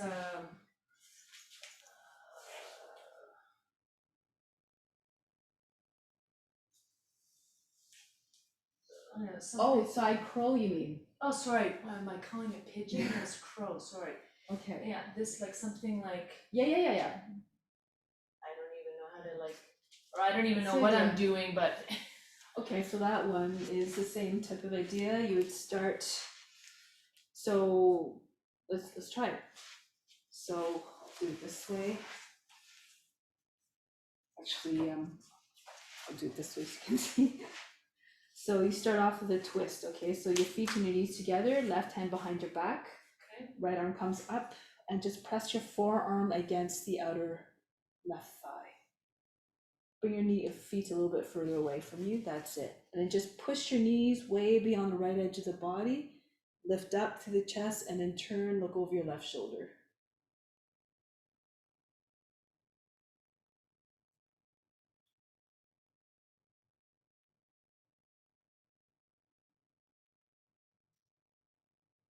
Okay, now from here, do this way so you can see it on the angle. You place your hand down beside your other one. You lift your seat. Knees are close to the shoulder, and then you can bring your left elbow in towards your hip, and then allow your legs to sit on your arm.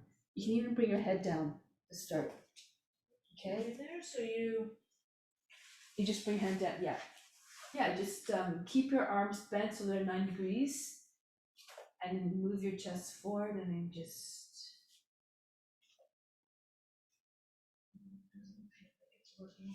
Yeah, I think okay, so place your elbow down as far as you can. Okay. Okay, so your knees are Your knees are in line with your shoulders.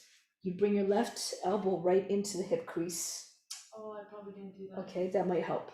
And then you just lean forward. So come around Oh the yeah, front okay, of the seat, yeah, I and wasn't then doing that. and then you. So the left elbow comes into the hip crease? Yeah. You just kind of sit on your. It's like you're sitting on Oh, your okay, elbow. yeah, I totally almost. wasn't doing Yeah. that. So But then the hand positioning is like, yeah, you look like you're hyperextending a little bit. Are you? Okay. Yeah. Bend that right arm a little bit more like that. Yeah. Ideally the wrist should be underneath the elbow. Okay. So do it this way so you can see a little bit better. let me Okay. watch it. Bring your right arm up. Elbow down. So see how close my elbow is to the seat, right? The other elbow is pressing against the side. And then I'm sort of learning to sit my hip like this. Okay, my other arm is straight, and then I just lift the seat. Okay. And I'm just letting the legs sit on my arm. But you want to get it so that if your knee is too close to the elbow, it's going to fall right off. Like, is your elbow hooked in? Like, is it hooked in like right, like in? Yeah, pretty much. It's like right in there. Like so, it's sort of like Okay. it's eventually you might not have to do that at all, but just to start, it's good to push your elbow in like this. So it's like this whole part of my body is sitting on my arm basically. Okay. Right? And then I come forward, your elbows are over the wrist, you bring your chest forward, and then you bring your seat up.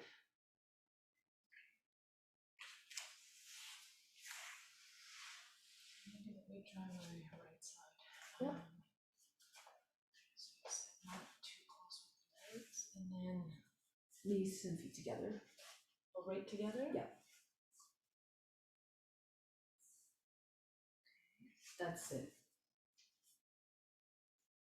And then Place your hand down, lift your hips. Sort of remember that elbow. and then I just like shift this over. Yeah.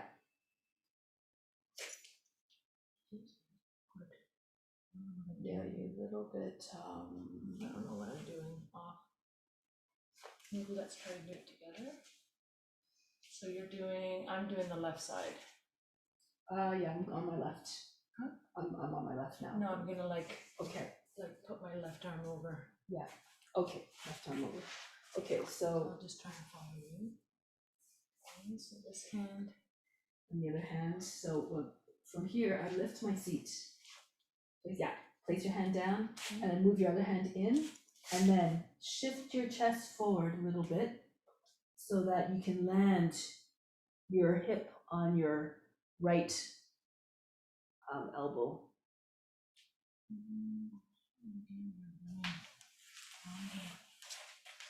So you bring your arm in a little bit like this, that's it.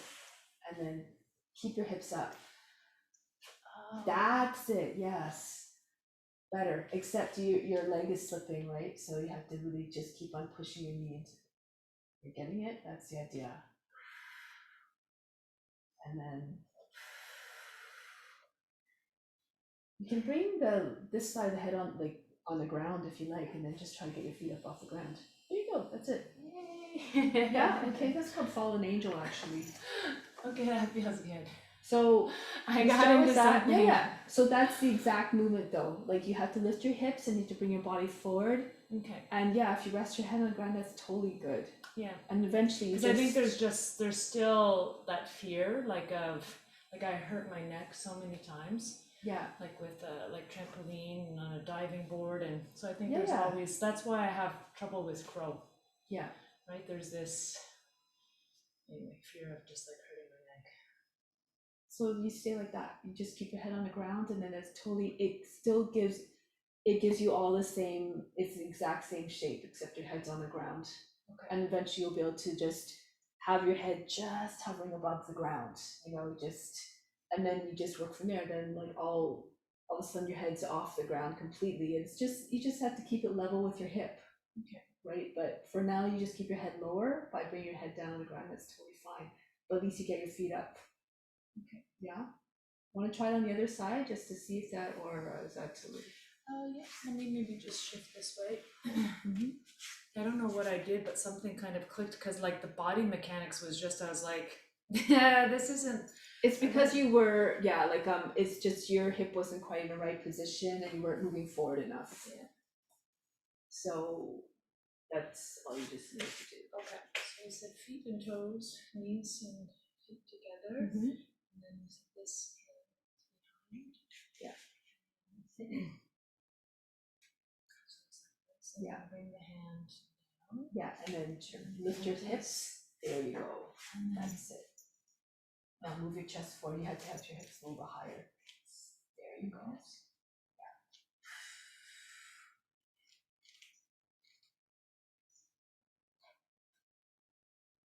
There you go. You can cross your ankles too. Cross your feet. okay, that feels a little bit better, like I sort of got into it, and hopefully Yeah, that'll yeah. stay in like memory cell. Yeah. So you just allow your legs and your body to sit on your arm. Yeah, that was just is just moving forward enough, and that's all you have to do. So it's the same type of action for like the dragonfly, the little part of it at the end that you're missing. Okay. Is just bring your body a little bit further forward. So of course there's a little bit more of a twist in this one, right? Yeah. So as you imagine trying to like create space, get your arm and your seat up, bring your arm down, and from here again, bring your left arm, like your arm against the hip. Maybe you weren't doing that before. Your chest forward and then your leg comes out. And I find with these two, like I can really feel it in my wrists, even though I'm a massage therapist, like I always say, like, and it's the truth, like the wrists are probably my weakest link in my body. Yeah. And so I can really feel these like in my wrist. Yeah, and the idea is to just try not to get your shoulders too far forward, Okay. right? Just try to have your elbows over the wrists and not kind of like the knees over the ankles. Yeah. Yeah, because the more you go forward, the more it's difficult. Like same like stuff like peacock pose. This is a really people find this one really hard. You know, like it's because they're not bringing the weight forward. So this is the one where you come forward like this.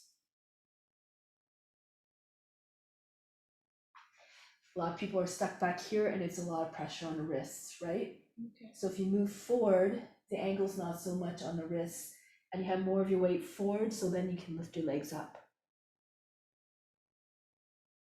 It's almost like it's like a variation of like locust.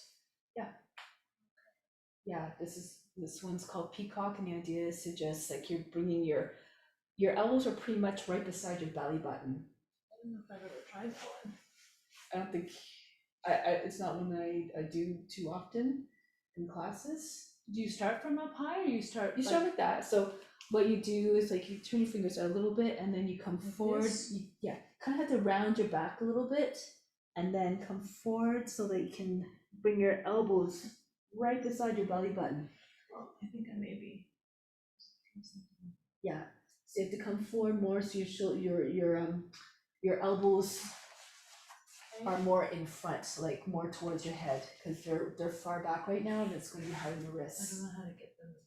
You have to just keep bringing your chest forward.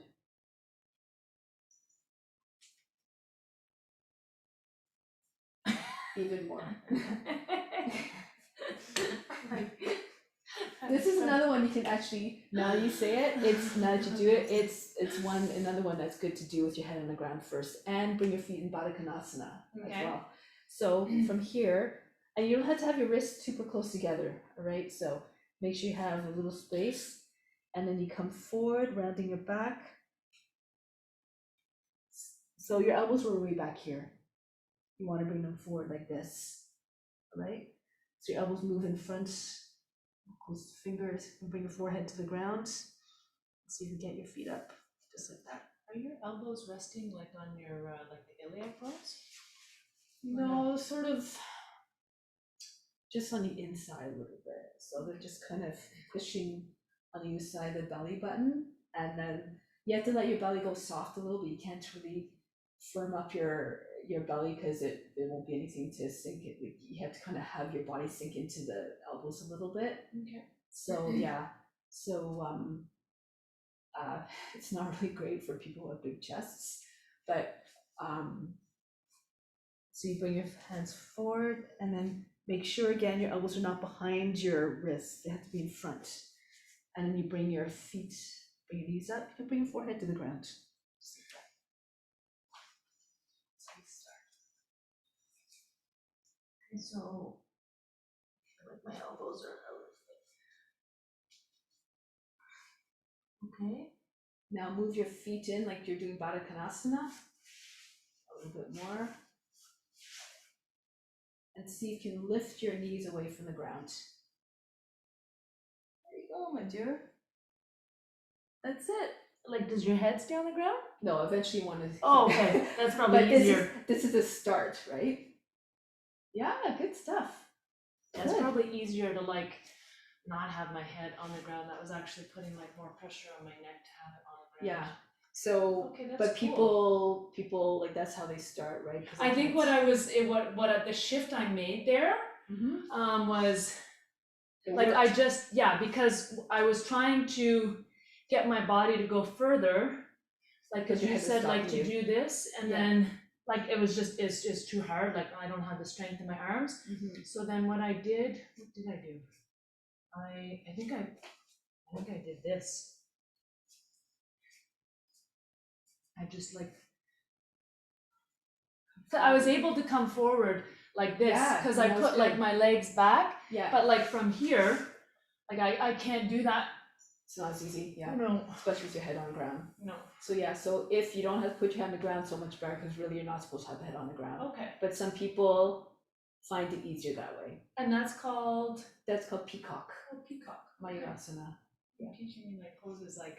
Yeah, so this one, again, a lot feel of like- people find it hard, because on the wrist, it can be very taxing on the wrist. Again, it's because you have to move your body far forward enough so that your elbows are not behind your wrists. When you move your wrists and your elbows in front, then it becomes a lot easier. Then you can actually get your legs up off the ground. Okay. Just like you did, so that was perfect. And you can eventually do that from lotus too. And lotus is still easier than doing it with your legs straight. So you come into lotus, it keeps the body nice and compact. Oh wow. And it looks really pretty. But it's really not that difficult. I might be able to do that. Pretty sure you can.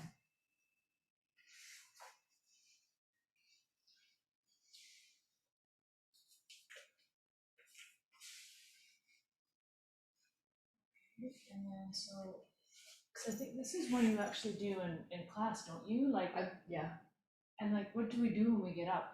Like, do we just try to stand on your knees. like? But do you bring your hands like in your prayer mudra or anything? Like, what do you do with your hands? And honestly, like, I mean, you try to bring them up, or you just try to do anything that helps you to keep up, basically. Okay. You can bring your hands in like onto the mudra if you want. Okay. But yeah, I was actually I will stay up quite a bit when I did last visit this morning. Yeah, but Prayer mudra? basically, yeah, you just try to stay up. Okay. Yeah, but from here, let's try. So it was like this. Yeah.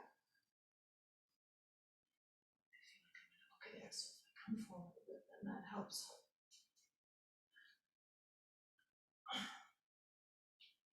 I've come a bit too far. I think so. Yeah. Actually reminds me of like we do this at the ashram where we just kind of like hang out in this pose. And if you can do that, that's good. A lot of people cannot do this. Well, we usually have like the straps on us around like our okay. neck and like around like the knees or the feet. Yeah. And then it's very awkward because we're like in the other position like this. I don't know, it's very Do you ever awkward. do it upside down? What do you mean? Like, do you have to hang off the wall or anything like that? Upside down? No? Okay. Like this?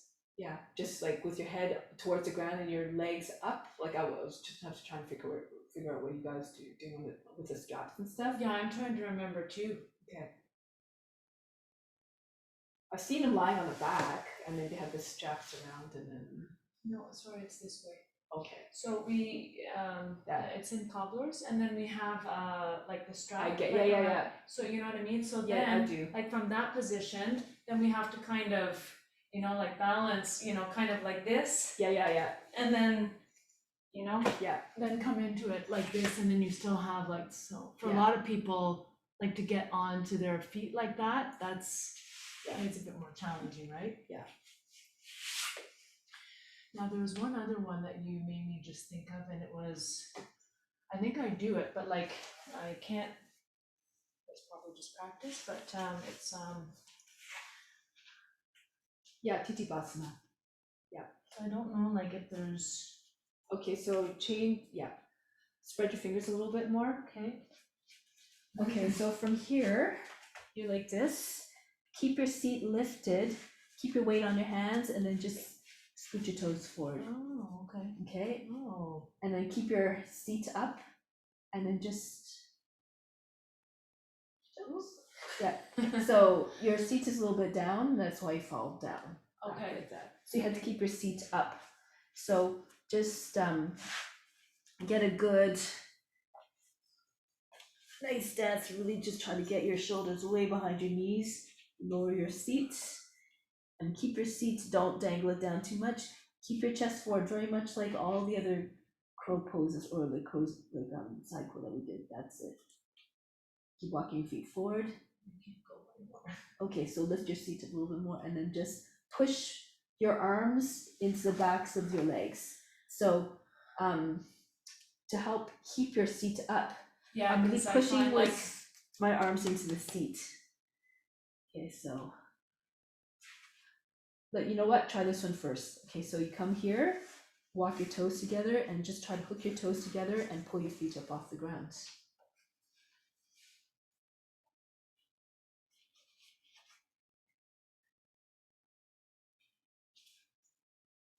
So bring your big toes together, and even if you press your toes together and just press your toes, flick your toes up.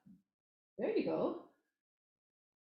that I could feel a little shift. Yeah, and Because then something shifted where I could feel like my hip, Yeah. my butt was able to come up a bit Exact- more, yeah. like it was like a buoyancy thing, it just did it on its own. exactly, now if you can cross your feet, even better. If you can hook your toes together, you'll be able to even come up a little bit higher.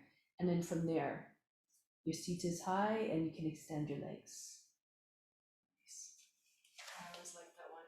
Yeah, it's And I find like I can get into it like for maybe a couple seconds and then, fall back down. Yep. It's a little bit, since you're tall, you have long legs, it's a little bit more difficult for people who are tall. Yeah. It's just like the way the body, like the mechanics are and stuff like that. My torso is pretty much the same as my legs, so it's not so hard. Okay.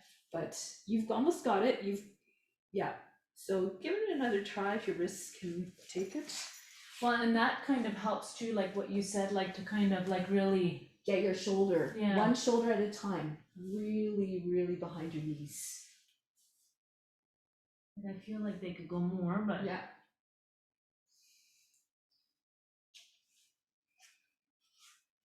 And so, Bring your head forward a little bit more. That's it, so your seat stays up.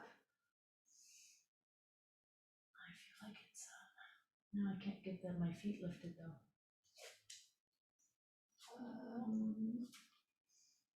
Okay, you've got one foot on top of you, you're kind of stepping on your foot, so How did you want me to? you bring your toes, like, just try to do, Oh, the ankle, okay. there you go. Yeah, but now, okay, I can bend more. Nope. Okay, so you can just keep your Design. toes like this. So yeah, I think it's just basically because the legs are long and it's just hard to kind of place them so that you can come up, but I'm just trying to offer other things. Yeah, so once you get to practice that, you want to practice these kind of things, right? Like to get the shoulder in behind the knee and like all these things that we were doing, the Ala Chandrasana, all these kind of things. these all help for the Titipasana. So you bring your shoulders way behind, lift your knee and get your shoulder way. Yeah, because I can put like my legs behind my head. Yeah. So you'll be able to do this, don't worry. And then I think your hands are a little bit far back too. Okay. Keep your hands close to your heels, lower your seat, and then keep your head moving forward. Make as almost you want to touch the floor with your head, and then push with the backs of your arms into the backs of the legs, and then lift up. So I'm really actively pushing this part of the arm against my seat to Okay. keep it up. Okay.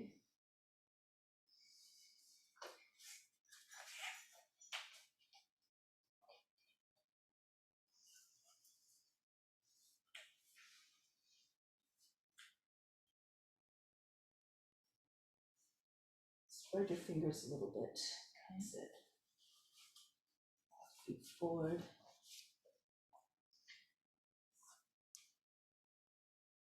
That's one, yeah. Yeah, the legs start to slip down. I was trying to like activate the arms, like you said. Yeah, really just try to squeeze the arms into legs. The shoulders into the backs of the legs. Like just close the shoulders into the backs of the knees. Lower the seat, and then keep your seat up as much as you can. Even if, even like my seat is not completely on my arms. See that? Yep. And then walk your feet forward a little bit if you can first, and then your seat will stay high that way, and then you can lift your feet. So once you start to descend your seat on your arms, that's when your seat get heavier and heavier, and it hangs down, and then you fall down. Okay. Right. So start with your once you have your arms in position, come down, but don't come all the way down, just the top of the shoulders. Most of the arm is still free. And then start to walk your feet forward if you can. You have to push in your hands. And then lift up. So always try to keep more of the weight on the shoulders instead of,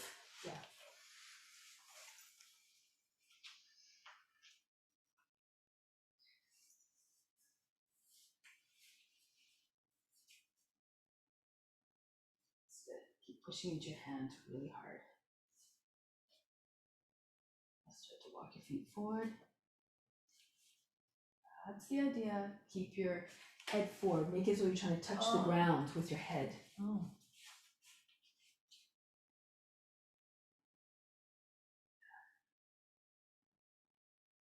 Just extend your legs straight out instead of trying to bring your toes together.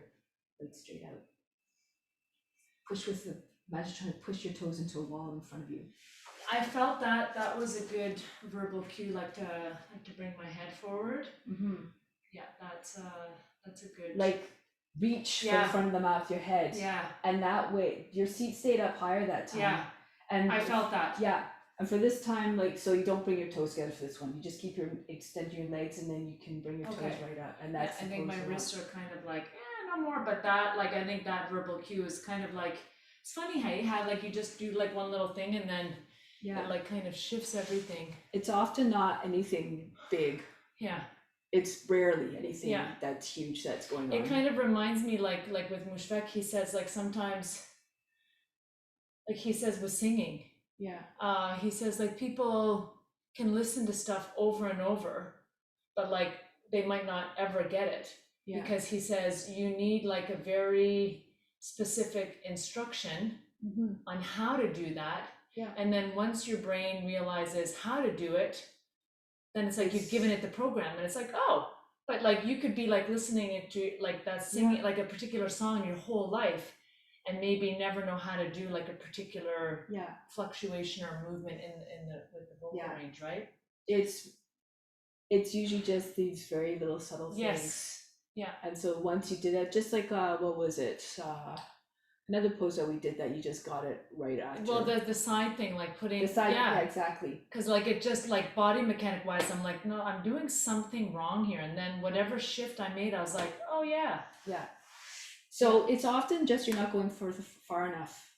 And that's probably like why it's probably the same as like with crow, right? Yeah, Because I think totally. there's probably just, Yeah. I don't feel like I don't have the fear in this pose. I just didn't realize I was supposed to.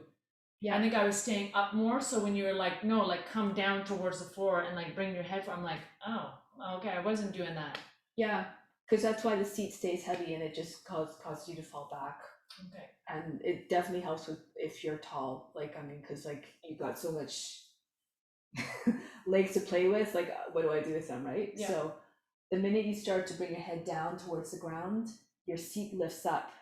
It's like because you're Yeah. forming like sort of like a downward Like a motion, and lever your or seat comes something. up, and that's what you need in order to get your legs up and stay up. Okay. Yeah. So yeah, that's awesome. Thank you. All right. Do you need a break or anything? Or are you still good? Do you? I'm fine. Okay.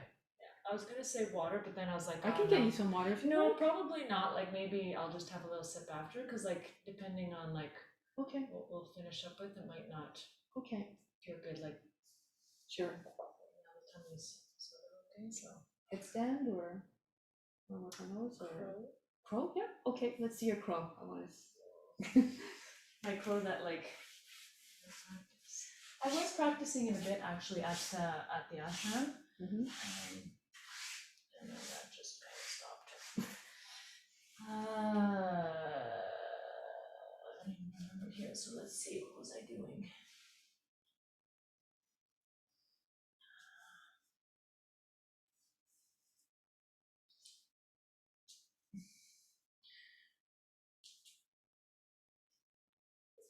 That's kind of the extent of my crow. Okay.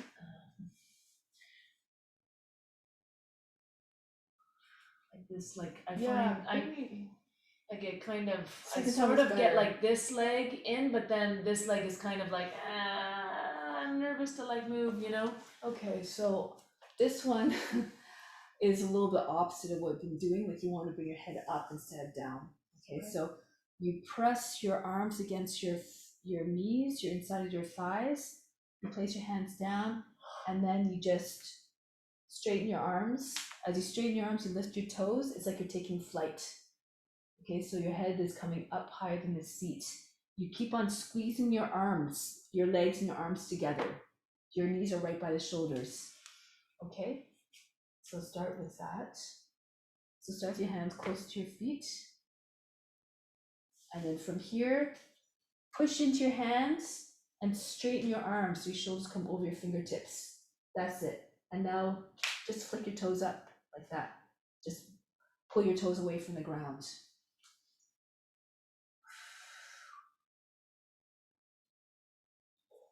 Oh, that was like, It's getting it. Yeah. So really remember, squeeze your knees against the arms. okay. Okay. And now push into your hands. So imagine you transfer your weight from the heels of your palms to the finger pad, the base Oh, of I the did fingers. it. Yeah. So I'm getting like a calf cramp, but yeah. So just you're pressing, like the arms against, or like the inner shins and the inner knees. The knees are against the shoulders. You come up, shoulders over the fingertips. You straighten your arms a little bit more, and then you just flick your toes up. but like, what's the full expression of the pose? Because your feet doesn't stay like that. From there, you can just Yeah. Okay. Exactly. Okay. That's Okay, just so, more like but for balance and to for- get into yeah. it.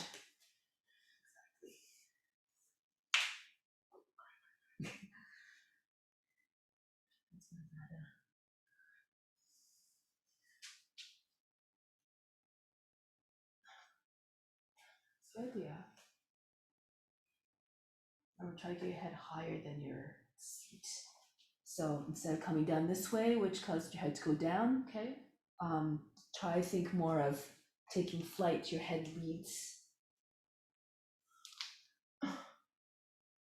That's okay.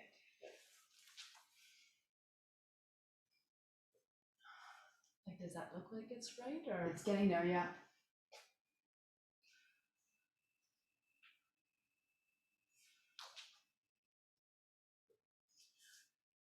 keep squeezing your legs into your shoulders, your knees into your shoulders.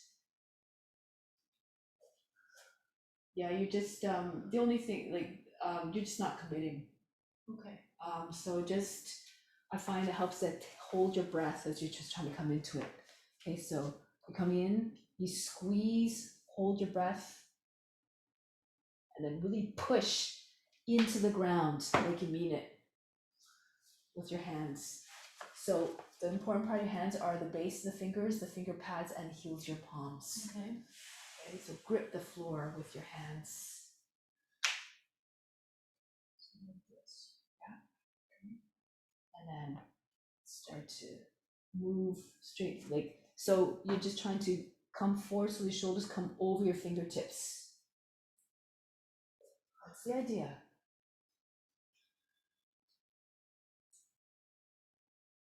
That's the idea. Getting it. Yeah. Every time you're holding it just a little fraction more. It's great. Oh yeah. I can feel that. That's awesome. Yeah. So every time you did it, every time you lengthened your hold. Yeah. And the last time you did it like at least two or three times seconds, yeah. longer than you have been. So yeah, tell me what you felt there that was different, that you did, that you I think like when you just like the key word is like taking flight. yeah, And then like I don't know, like when you said commit, but also like the holding the breath, yeah, um, yeah. When you're coming into the poses, a lot of these things, like when you hold the breath for a moment, because it Yeah. engages the muscles that you need, right? Because if you're loose or whatever, sometimes it just doesn't happen, and you fall out of it. Yeah. Because you're not squeezing actively. So the idea is to really squeeze the knees and the legs with the arms. Press into your hand really hard, like push into the ground. It's like when you're playing leapfrog, you have to plant your hands before you jump, right? It's the same type of idea. So it's, imagine the floor is basically someone's back. You push in the ground, hold your breath, and then you're up. You just go into it like so gracefully. You did too.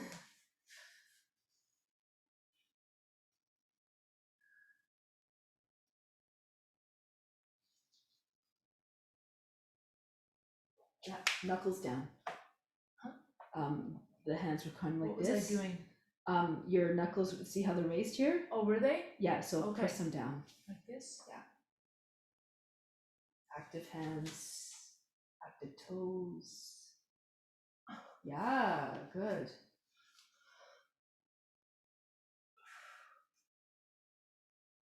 There you go. Yeah, that feels a lot better. So I think I'll practice that tonight so that stays in there because that feels a lot better. This is all on film, so you'll be able to Awesome. see, like, in case, like, what did How we long do? can you record for on Zoom? I don't know. I'm not That's sure. awesome. Yeah. I didn't know you could do that. Like I know you could record like your videos, but you could just like record like your own stuff. Yeah.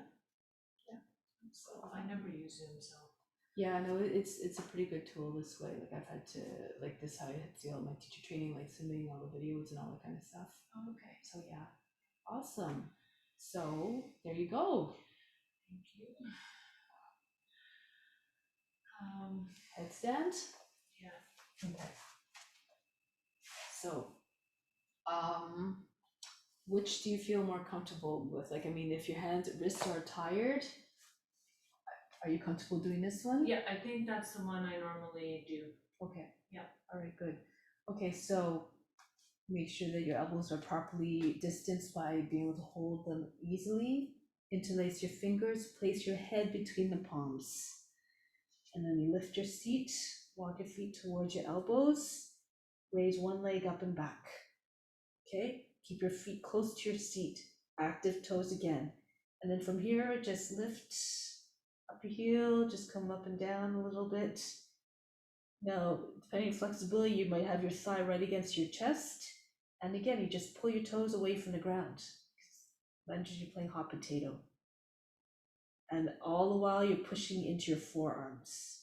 Your hands are like a helmet for the head. Eventually, if you keep pushing through the back foot, you can have your feet at the height of the hips. Okay, and you're always playing constantly with just pushing from the foot, just to keep yourself in balance.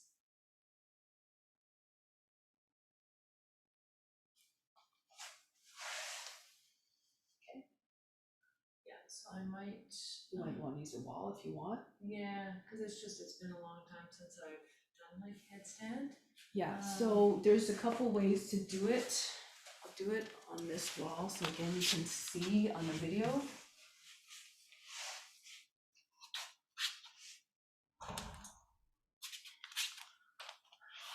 Feel free to adjust it if you need to, okay? So you can do it this way. This might be an easier I way. think that way I normally get into it like for like if I want to practice handstand. Okay. I might not be doing it right, but nope, this is okay. So you can do it this way. So you want to be about legs length, a little bit less, and you walk one foot on the wall, and you bring one leg back, and then here you just try to pull your toes away. I'm a little bit far from the wall actually, okay, but you just kind of play off the wall like this, so you're not putting too much dependency on the wall. So you can do it that way. The other way is a little bit more of a just trying to get your foot to the wall. You can do it this way if you're feeling you can. So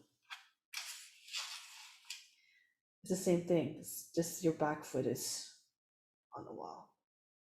But some people find it a little bit, if they jump too hard, like they kind of land heavily on the wall, which is may or may not be what you want to do. So yeah, see, I think I normally do it that way, but I don't do like the splits kind of version. Okay. I think just because I think I'm probably more nervous that I would fall probably that way okay. versus like the other way. Yeah, I like this way personally because you're not going to fall against the wall. And so if this might be the right distance, so you bring your knees over your hips, and if you can get your toes on the wall, then that's about the right distance. And then you bring one foot on the wall and you push off the knee, and you can take your foot right over to the other side. And then from here, you just play with the wall a little bit, and then you just come back down the same way. But I don't know if it's that I'm nervous that I'll go the other way and then there's no support, so I think that's what I was seeing.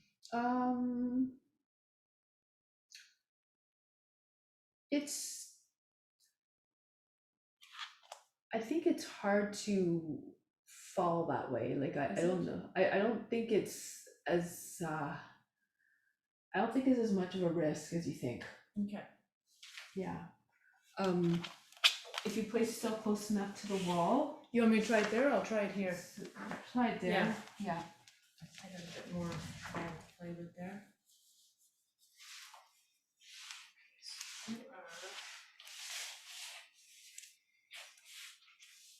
So, Come right.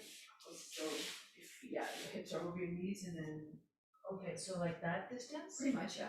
Okay. And place your elbows down, and then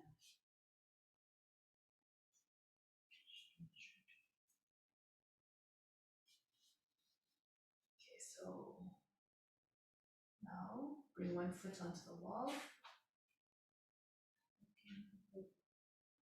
So just yeah. Doesn't have to. Yeah, that's it. It doesn't need to be super high, and then like just like that. Yeah. No, it doesn't have to be that. Like just about the height of the hip. Yeah, I think you're a little bit far from the wall. A little bit. A little bit far from the wall. Come a little bit closer. Okay, good. And now bring the foot back on the wall. That's push into toes and lift the other leg up. There you go.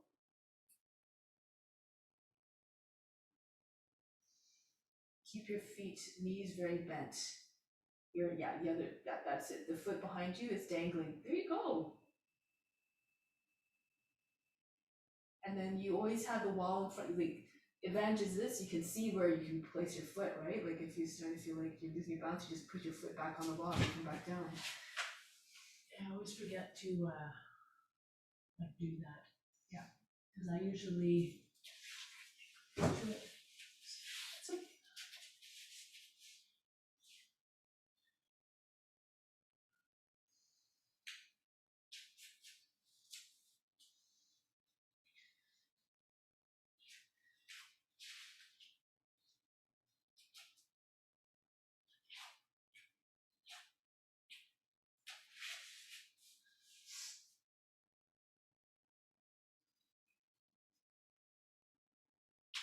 Do you interlace your hands like this, or Yeah, but it's not so much of a tight hold.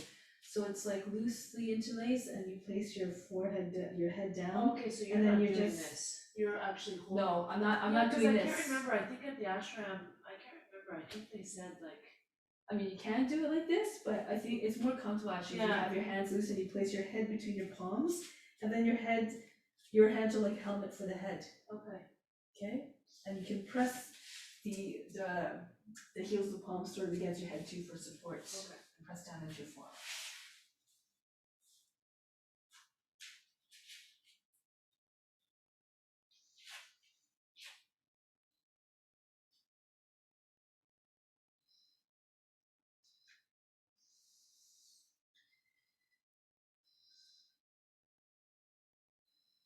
So you're a little bit of a banana curl right now. Your legs are behind your body. How do I fix that? To press through the base of the toes again and bring, I'm going to direct your legs a little bit forward, okay? So keep your hips upright. Try to have a little bit more like that, but I don't know if you can balance there, you're falling back down. Okay, so, yeah, because I can't see what I'm doing. yeah, because with that one, with that variation, is this your, there's a few things you can do for So this then the one. way that you showed me then, is that better? Because my hips were better? Yeah, Okay. because this way, like your hips are, like, I mean, you can do it that way, but it takes a little bit more energy to hold it. But And then, so how do I do the full one then? so what you can do is you're a little, okay, so which way is it? This way, right? You want to have about a shin's distance from the wall. You bring one foot up, and then you bring like your thighs together, and then eventually just slide your foot up, and then you can find. So can you sort of imitate like what I looked like? You were okay, so you were a little bit far from the wall, like this, and then you kind of came up like this. And then you ended up sort of like this. Oh, really? Like that much? Okay, wow. Yeah, Okay. It felt like I was in like somewhere Straight, to the eh? line. Yeah. Yeah. so you had to kind of, I mean, it's. Yeah, because when you made that adjustment, like it felt like you had my legs Yeah, like flexed. yeah, it's always, I mean, I'm probably more like you too, actually, like I have a little bit of a curve, usually. But yeah, if you bring yourself close to the wall and start with your foot flat against the wall, so like your shin's length away, Okay. come up, bring your foot on the wall, line up your thighs, and then keep pushing through the base of the toes, and then you can eventually.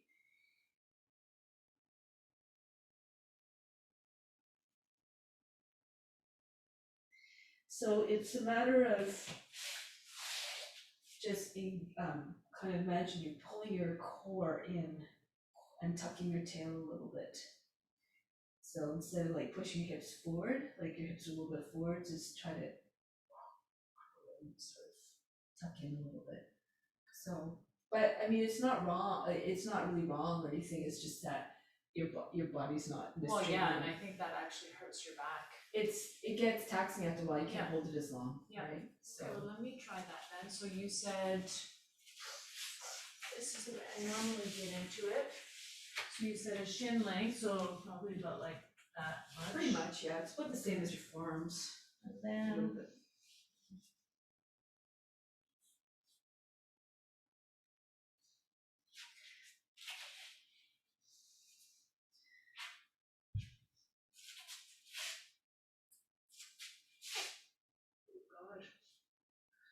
Bring your foot, this foot up, can I move your foot? Yep. Up a little bit like this.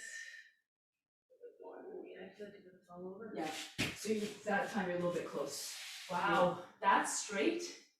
Well, it was a little bit off because you're a little bit too close to the wall this time because your shin was you need to have a little bit more distance actually from the wall.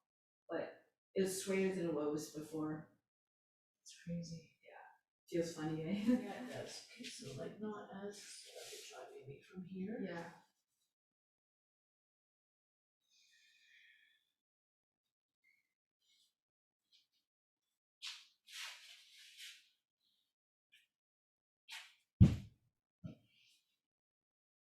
Okay, so the belly's coming out this, so pull this in, tuck. Keep tucking. And press that straight out there.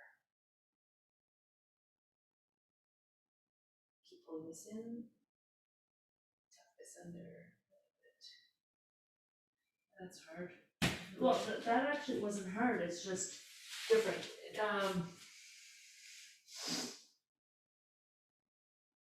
Like I think without necessarily maybe having you there to guide me, I'm not sure like if I could actually feel Balanced. to make those adjustments on my own, Yeah.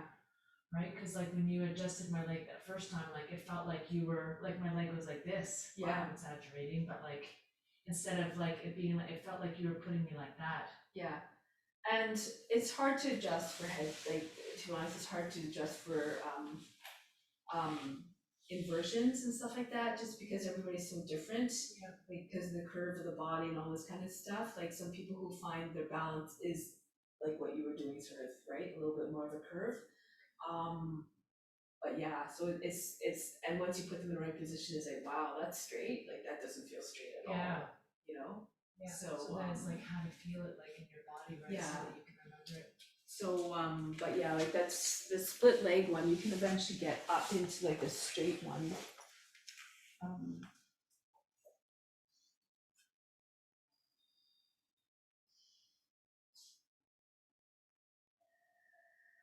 So you just eventually like just bring one leg up, keep one leg close, one close to the chest like this, and then bring your legs together.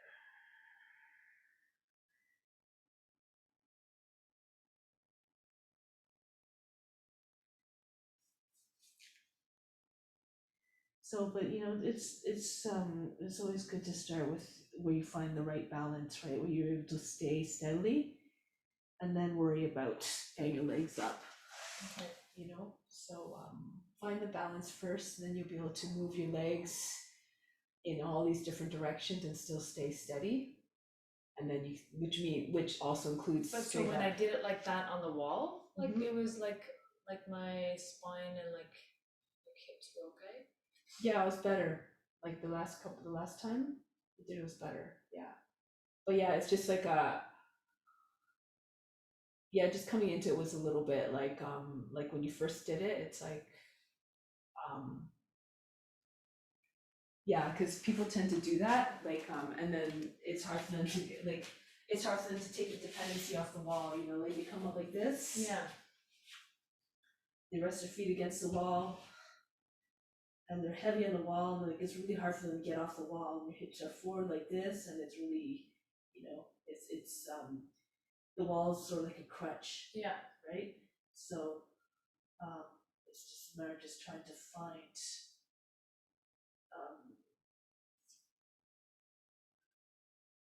you know, keep the feet active. Whatever you need to do, you know, like just if you can find the right distance of your shin to the wall, then you can find a straight line. And then like to practice for handstand, because obviously I don't have the strength or the balance to do that. So then I just basically do the opposite and like just walk my legs up. Yeah, So it's kind of like building the strength. yeah, of that will build the strength for sure, Yeah. that way, yeah. But it's the same type of thing. Yeah, you can do this way for sure.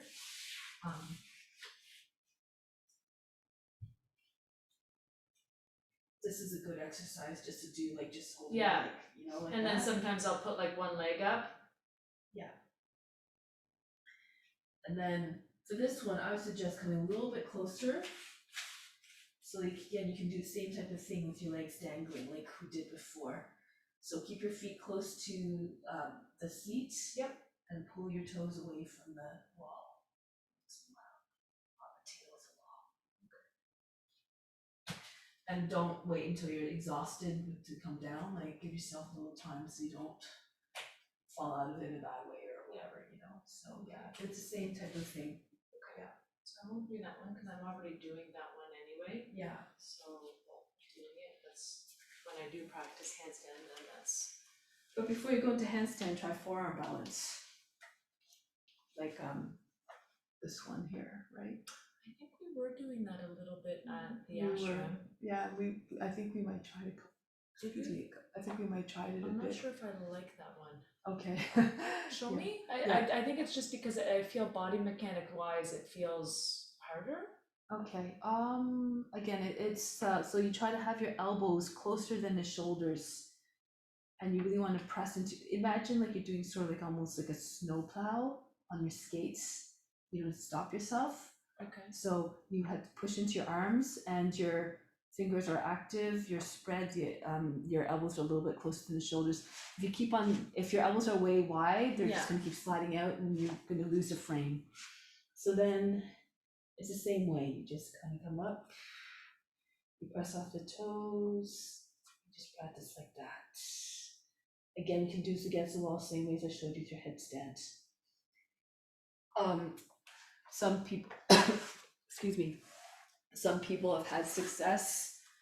Requires more strength if you're in the middle of the floor, but against the wall it might be a little bit easier. You can start in your headstand.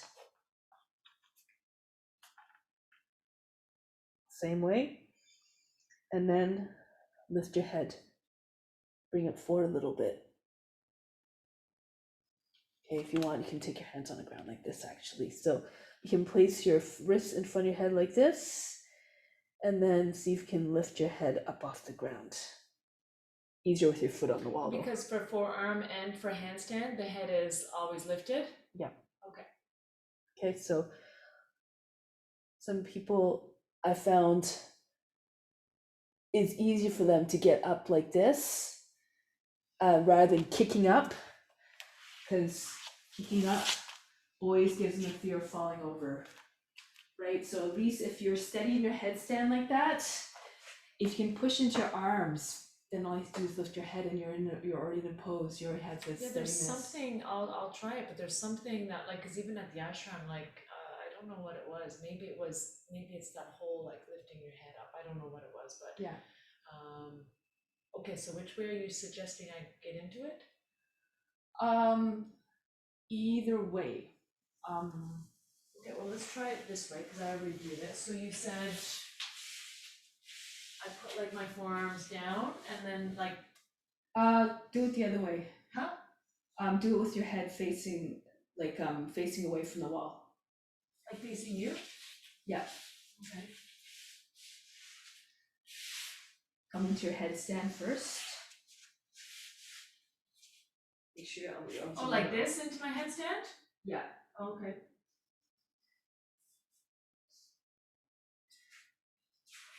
Okay. Bring one foot onto the wall and one foot off the wall, like behind you, basically. Yeah, that's it. Find the steadiness first, okay? First, you might want to move your elbows. Oh, are you okay? Yeah. Your elbows are a little bit wide. Are they? Okay.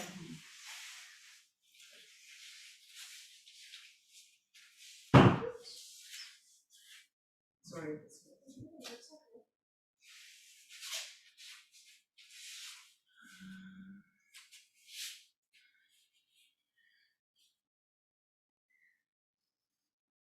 Elbows are a little bit more Out?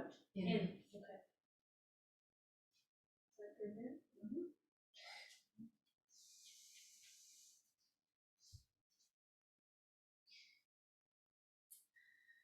Your feet active. Press the base of the toes.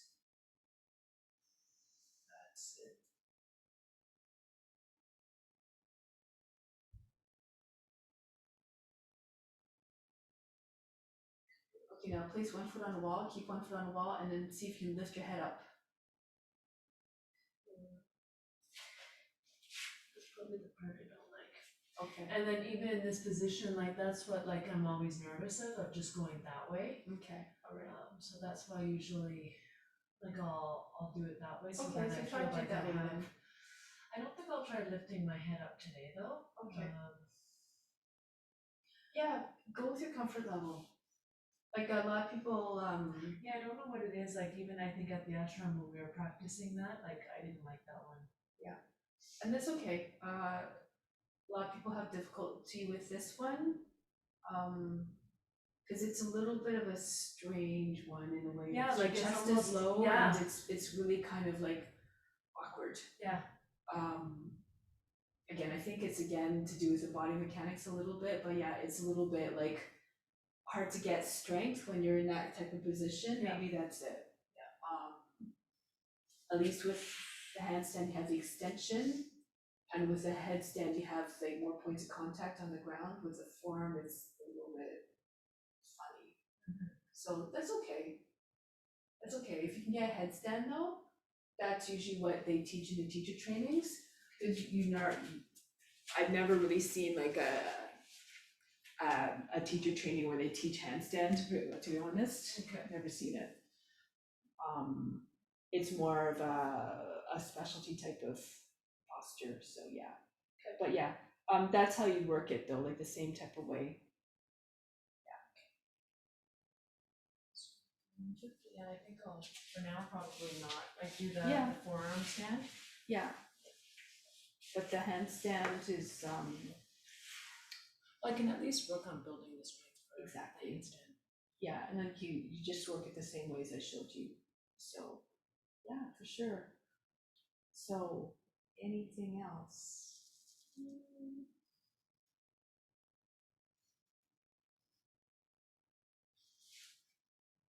Hamstring stretches or anything like that?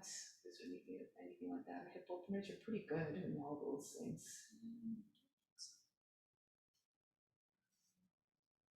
Is there any like at the is there any specific like hands-on techniques that you do, like adjustments or? Oh, adjustments. Yeah, we can do over some of those if you like. Again, like I tend to stick more with verbal cues and like just showing, demonstrating as opposed to like verbal hands-on. But if you can, there's a few like for instance like Vasisthasana. Do you have any poses that you want to particularly? Like, I'm just trying to think of like. I know like from what I've seen in like in classes like usually like downward dog they'll adjust Yeah. or triangle they'll adjust. Child's pose.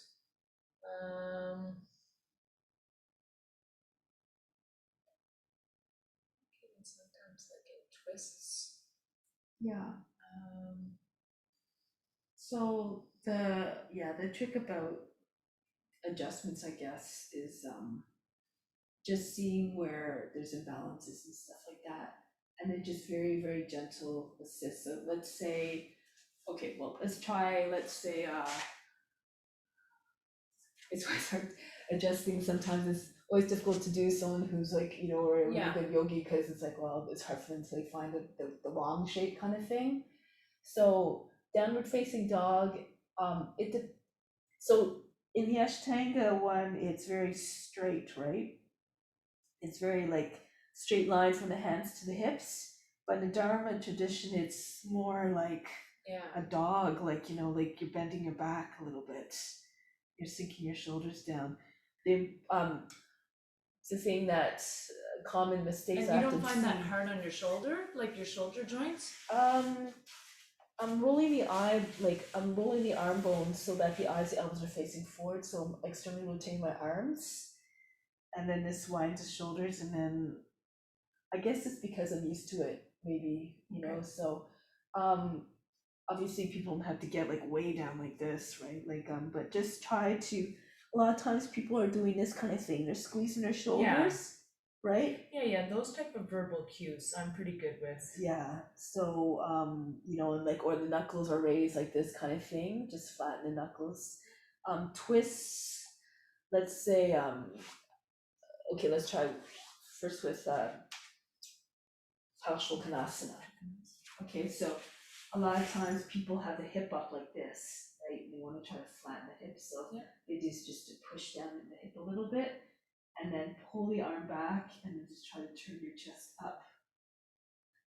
Another thing that people do is they tend to kind of go forward like this, right? They're hunched down, and then the from here is almost better if they come up. So guide them to come back up, and then just pull on your arm a little bit to get the extension. Pull on your fingertips, Yeah, to get them up like that, and then try to do it from this side. If you tell them to kind of tuck the tail under a little bit, Yep. you'll be able to roll a little bit more. Okay. Same with the triangle, like it's straight.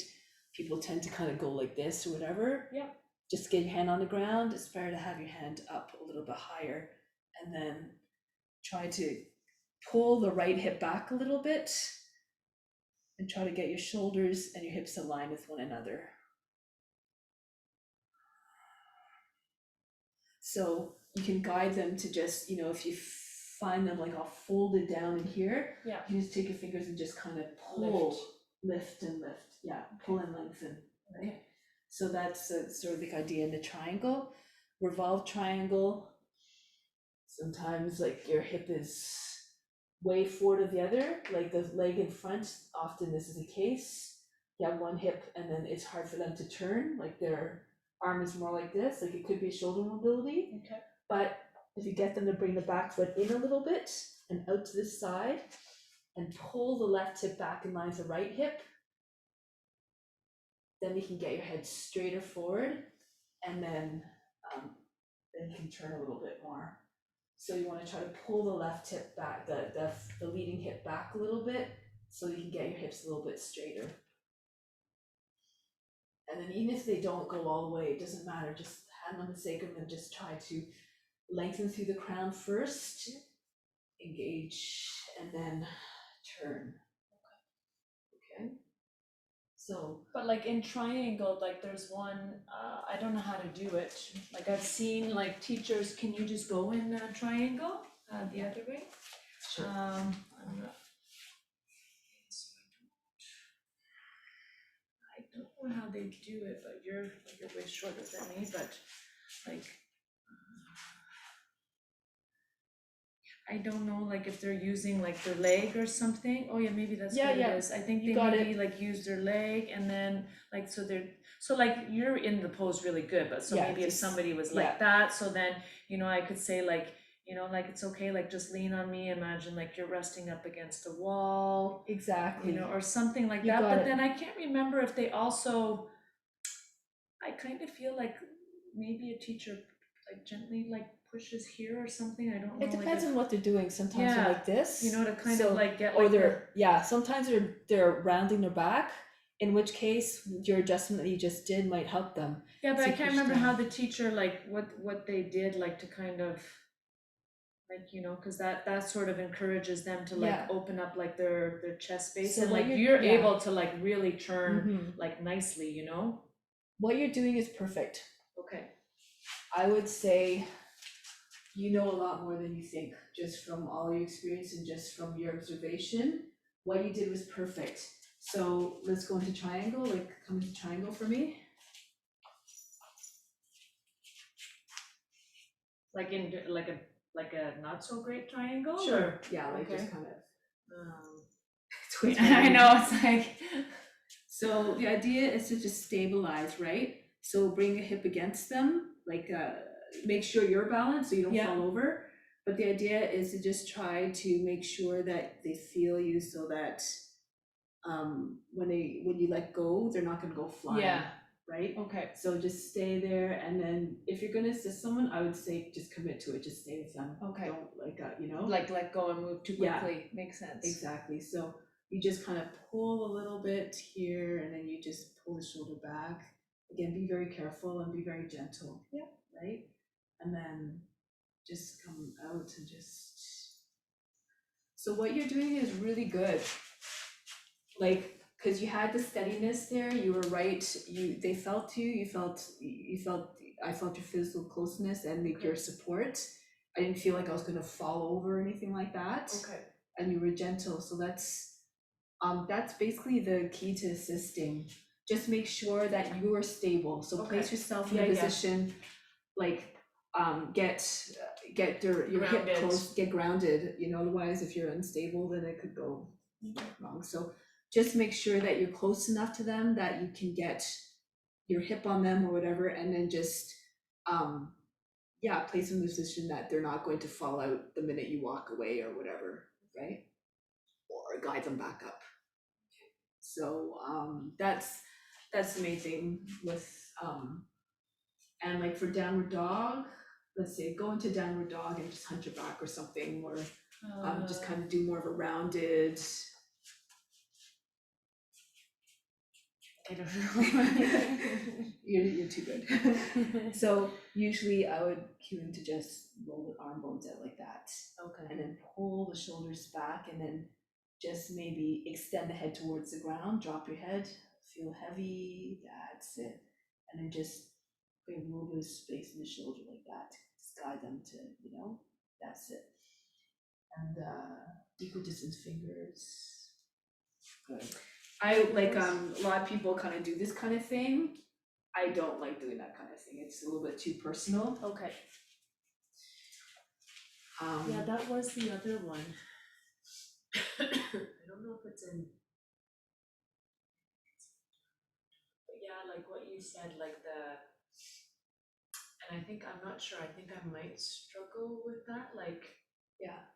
But like teachers will say that like in a class about like, whatever you just said, like softening or spreading like your shoulder blades or Yeah, something. just basically imagine your shoulder blades just coming apart, and then Okay. just, so because a lot of people are just doing either they're like this, Yep. but the neck is gone, Yep.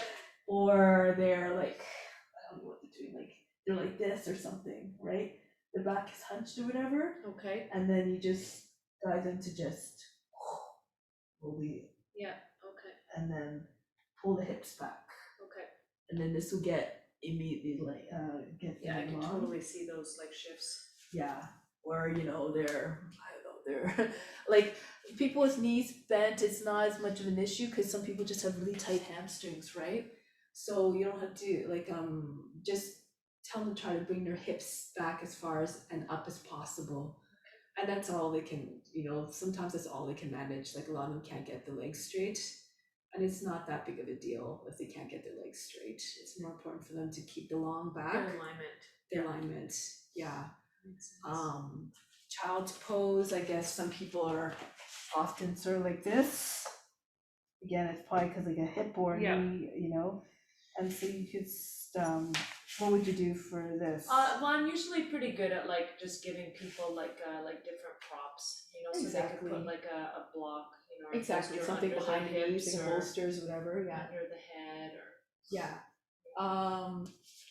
Another thing that I see is they're doing kind of any kind of forward bend, their back is very Yeah. rounded and they're like this. Yeah. So then you could can put- maybe take hold of that, like you can maybe become this, so take hold of my forearms like this. Yeah.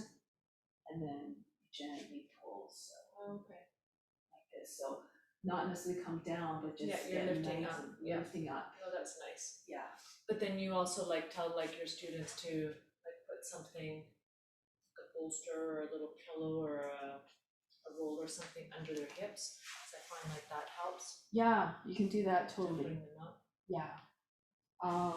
Yeah, in Dharma we don't use a lot of props actually, Okay. but so it's more like lifting and lengthening and stuff like that. Like it's not to say that it's not a good it's a good thing, Yeah. props, but it's just something that we don't usually use a lot of, Okay. and we use more of the body to like just try to get forward or whatever.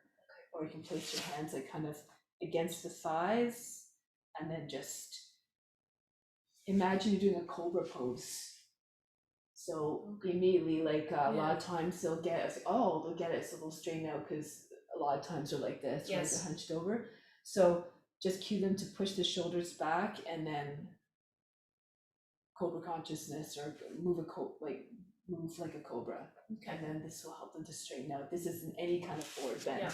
This type of thing. Imagine trying to get your chest beyond the knees, right? Same with your standing, the same type of thing. Just try to imagine your chest is going below your knees. Okay. So, what else? Twists. Yeah, so a lot of times, let's say they're doing this, the arm is back here, they're not really, this is not doing it, You right? look like you're lounging. So it's like push the hand right against the back and Yeah. push the lower back up and in. Yeah. And then use the arm to really pull against the leg to, actively pull. And then you can guide them, like, if you come over, you can like tell them to just. Oh, actually do that, because that's Yeah. making me think right now. So come try assisting for this. I'm just trying to think what the teachers do here.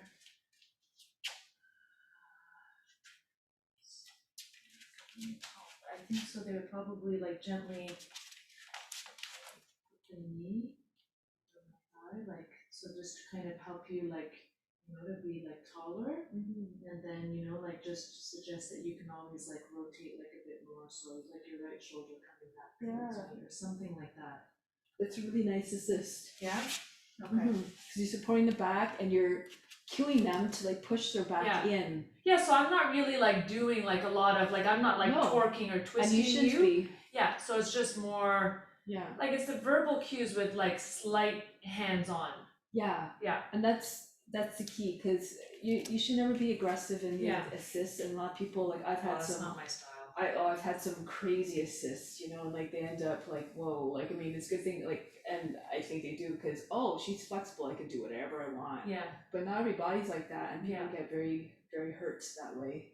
So Well, like the lady overall, like she's pretty good, but the lady like Banu who looks after Amma, so she took her training with BKS Iyengar. And I don't know if you've ever heard that before. Like she says like BKS Iyengar stands for like biting, kicking, like shouting. Yeah. I hadn't heard that Biting, actually. kicking, no. Wow. Beating, not biting, sorry. I was like, biting. Beating, kicking, shouting. Yeah. So he says like he'll just come over, like he'll like yell at you, like hit you, and like straighten up, like do it this way. You know what I mean? And I think she said he might even have like a stick, like for proper postures, or like I don't know how much like he beats you, but like he'll like shock you, do it right, So she's a little bit like abrupt, in her teaching style, which is totally like completely different than like Western culture, right? Yeah, you can't do that here. It just really doesn't go. Yeah. But yeah, what you did was really nice. Like I felt myself lengthening, and then you didn't try to turn me. You let me do it myself. Okay. And so that's the idea. Just gentle hands on the shoulders and just lift and then go. Okay. And then support the back like you did. So that's the important thing in twists. Just make sure they're not like just hanging out or just hanging out. Like this is just so. Yeah, like you look like you're hanging out on the beach. It's Hey, not what's going on there? exactly, or this kind of thing when they're kind of like bench pose and their hips are way down. Just try to, cue to lift up. Like even just bring your finger underneath. You don't have to even touch them. Yeah. Just like. Okay. Or bring your chest up to meet my hand, instead of sinking down between your shoulders like this. Yeah. It's really hard on the shoulders, right? So you just try to get your hips and your shoulders, your chest up higher than the shoulders, and this kind of thing. So what else? Yeah, forward bend, back bend. Back bends you have to be a little bit more careful of, I guess. Yeah, you just have to go with what the person's feeling, and like if they're trying to go back, like into back bend like this, just be close to them to support. Okay. You can just stand right behind them, hand on the upper back, and just stay close so that they don't fall back, right? So same thing with Urdhva Dhanurasana, that kind of thing. Which one's it's upward facing bow, it's this one here. Okay, yeah, like just, okay, Okay. This one, you can just cue them to just, I don't know if we teach that, like in, I don't know, you might not, I yeah. kind of think it might be, but like I cannot teach it the way, like I can't, like I find it very difficult. I think you teach it that way, you know, where you kind of come onto your head first. Mhm. Like I find it very difficult to come into it like doing the steps. And again, I don't like that pressure like on my head, and I find it awkward. So for me, it would be hard for me to teach it that way. Yeah. Because I just go into it. Same with like when, I don't know if it was in teacher training, but like how I get into like I don't know how to like teach people how to get into shoulder stand, because like how I get into shoulder stand is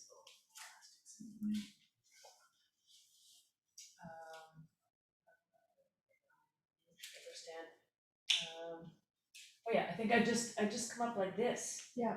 So I'm not sure, I don't think that's how they teach it, like in teacher training. There's different ways, so I'll show you how, like, we do it. So you place your arms, so there's a couple ways to do it, right? There's arms by the sides of the body, you can lift your legs, and then just press into your arms and lift your seat, do this a couple of times. Okay, well, that's kind of what I did, I just went Yeah, into it like quickly. Exactly, so push into your hands. If you can get your seat up and stay up, then you Yeah, can cause place your see, some hands- people can't do that, so they're kind of like, and then I'm like, oh, I don't know how to tell you how to get into it Yeah. then if you can't do that. So, sometimes you can roll right into it. Okay, So it's a faster entry, but it gets the hips up. yeah, and you just And have to then be you careful catch that you don't hips. go over that Yeah, way. usually they won't go that far, Okay. like usually people are not that as flexible, like, but if they can, bring their legs over the head. Try to get your hips up, you can even bring some people can even go into plow. Yeah, And then I you can do move your plow. hands together to get your elbows behind your back as much as possible. Then when you place your hands on your back, you can lift one leg or both legs at a time, and you're already in that nice shape with your toes over your chin, basically, right? Your hips are aligned. So that's probably the best way to get in terms of alignment, if they or can do it. should your legs come up a bit more, or that they're fine the way they are? Ideally you can try to get the important thing is try to get your elbows as close up behind your back as much as possible, Okay. right? Some people are gonna look more like this. And, you could just try to cue them to just try to push your hips forward a little bit. Or if people are having trouble, just keep your knees in a tuck, Okay. all right? So this is a little bit easier. Or. And then how do you like tell them to come out? Cause I just say like come out slowly, Yeah. like slowly lower down. So from here, I say place your arms on the ground. Yeah. Keep your legs close to the head, Yeah. to your body, and slow Yeah. down. So push into your arms actively. Okay. Try not to come down violently Yeah. and heavily. Okay, too Right? quickly. Yeah. So that's probably the best way to, and like if you're in shoulder stand, okay, try to assist me in shoulder stand like this. Try and assist you, like try to that's your bring these- pose right now? Yeah, try to get my, I'd probably just or like I'm like this or say, something. like if you can, like try and walk your elbows in a little bit more, like so your Okay. elbows like closer in, like are you able to do that? So what you can do is you come behind me Uh-huh, and you like place your behind you, feet, like this way? yeah, place your okay. feet against my elbow, outside my elbows, and push them in with your feet. With So my feet, you mean yeah. my legs? yeah, so bring your feet on the outside of my elbows, Okay. and then just Squeeze like Yeah, your, okay, exactly. so try and like bring your elbows Exactly, in a little yeah. closer? Yeah. Okay, Okay, and then you can take my legs. Yep. And then and Gently then pull. Just try and like straighten your legs up. and then you can just you can just cue me to just try I to would push your even, hips I would forward. even try and say something like, try and like just bring your hips, like use Exactly. like this here, just to say like lift your hips up a little bit more. Exactly. Yeah. That's it. Okay. That's the right assist. Okay. Awesome. And then And then so you can tell them to come into tuck 2, okay, right? So before coming down. sometimes if your legs are straight up, they come down heavily. Usually we go into plow first before you come down, Yeah. right? So it's a little bit easier to control. Flower, Or canopy dust and all like this or whatever, or. yeah, So here it's a lot easier for them to control it as opposed to way up here where they tend to come down heavily, right? okay. So bring your feet towards, into plow first and then come down. Okay, so that was the right assist. Yeah, for the Urdhva Dhanurasana, yeah, that's how Dharma shows it. I wasn't trying to suggest that you do it that way, that you teach it that way, but just for Urdhva Dhanurasana, a lot No, of but I times. think even at the ashram, I'm pretty sure, not that we actually didn't really, a lot of these type of poses, or even like Western type poses, because it's Iyengar, so maybe Iyengar is just a completely different style. But yeah, like we didn't really do like common stuff, like tree, Yeah, downward dog, like Yeah. the warrior poses, like crow, like yeah, we didn't really do any of those, yeah. you know, so So for cueing Urdhva Dhanurasana, another way you can do it is come into bridge first. yep. Place your hands, whichever way you can manage. Your fingers facing out is a little bit nice because then it keeps your elbows from going out to the What side. do you mean by whichever way they can manage? That was the wrong cue. Okay. So just bring your fingers Because out a like little if their bit. hands were the other way, then they probably wouldn't be able Yeah, to come up because with some it. people find it, well, it's not too bad. Some people have a lot of wrist issues and they can't do this. But so what other option? Because Bring they fingers can come facing out into a it little that way? bit. Okay. So lift your hips so they're in bridge. Bring your hands so your fingers are facing a little bit out. Slide your head back and then push into your hands and then come up. This allows you to come up with a lift. Like a lot of people don't come that middle step with your head on the ground, Yeah. right? So, but when they're up, like some people can go right into wheel, right? Like they'll just go like that, Yeah. right? Things to look out for is elbows bent out to the side, whatever, like this. Yep. And they're gonna weaken, right? So you want to tell them to just kind of straighten the arms, turn your fingers out a little bit, and then the elbows will come in. Okay.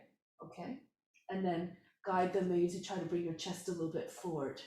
Lift up your heels if you like, you know, so a lot of times they're just sinking, whatever, you know, and it's because your elbows are out and they're losing strength. So this is probably one of the more useful cues in like Urdhva Dhanurasana, just turn your fingers out a little bit so that your elbows can come in.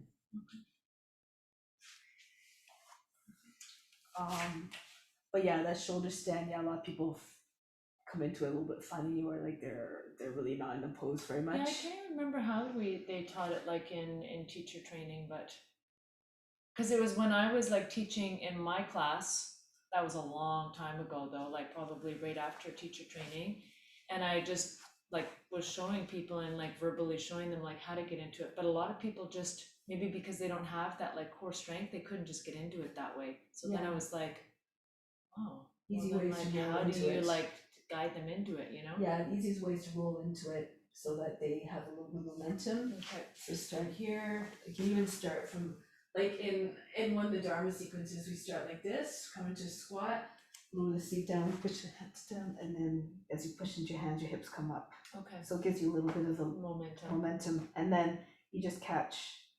So people are often not going so fast that they're going to go all the way to the other side. Okay. So yeah, just tell them to move, always cue them to move gracefully and fluidly, and then usually that will kind of set an idea in their head to not crash into it or whatever, you know. Okay. So what other poses usually require assistance? I'm trying to think. Maybe bow pose. Yeah, okay, bow pose. Can you tell them to use a strap or whatever? As always, some people can't reach their feet, right? So they might have to take a strap. Yeah, I'll and normally wrap just say them. like use your pants or grab your socks or even if or they just can do hold like one leg foot, at a time. exactly Yeah. like this. Or if they Did you can ever do cross like cross? like cross like this, No, like just like so this hand would grab that foot. like that. Yeah. I mean I do this, but people might find it a little bit awkward to get into. Oh no, like just one. Can you show me? One, like just one leg at a time. Oh yeah, Yeah. can do that, like, so it looks kind of like dancer, like whatever, like this, or like this. Yeah. Yeah, okay, again, sorry. Yeah. Cause it's just Or- if they can't like grab both feet, sometimes they can just grab like the Yeah. one, right? Or they can roll on the side, grab the bottom foot, and then do this one. So this one's a nice one too, actually. And you find if people can't get into this boat, like they can get into that? It's a little bit easier. They roll and then they catch the bottom foot, and then they can pull on that foot, and then it's usually not too hard to get the other one. Once you have one foot, it's not too hard to get the other one. And then you can cue them to maybe push their ankles down away from their seat. Okay. So it looks more like bow pose kind of thing. And then go over the shoulder. And then you can release the leg and come down onto your belly again, and then go onto the other side. Okay. So that's a modification that you can do for them. And yeah, guys might like it better too. Guys, but yeah, Does it hurt? yeah, You know what I find hurts me is coming in like cause like you're probably I'm like very bony and I'm assuming you're probably very bony too, but coming into like cause yeah.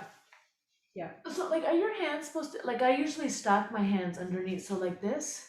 My hands are not stacked usually. No. Oh, they're not. No. Yeah, see, because I think I normally stack them to try and like. Relieve the pressure. Yeah, Down because there, it's yeah. like, and it hurts my pubic bone a lot. Yeah. So how do you put your hands then? Flat like that. So just I move the shoulders underneath. Imagine I'm squeezing my shoulder blades together and then press into the hands. And I'm just trying to move my hands more towards the thighs, and then lifting up. Yeah. So my arms are sort of right again, like they're sort of on either side of, like they're like this sort of.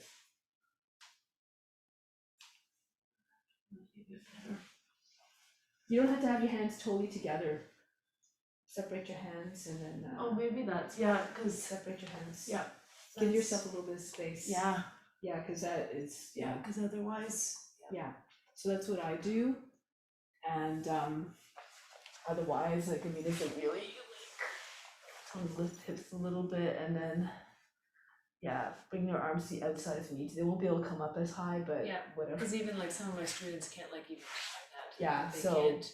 I remember one class I was teaching, it was a big class, like I don't know, it was probably like 30 people, Mhm. and almost nobody, like they were all looking at me like I was an alien, and I was Yeah. thinking, like for me, like it's so easy to do that. Yeah, And they were like, yeah, we can't do that. I'm like, another thing you can do is turn the palms up, so bring them by the sides of the body, and then lift the legs. Yeah.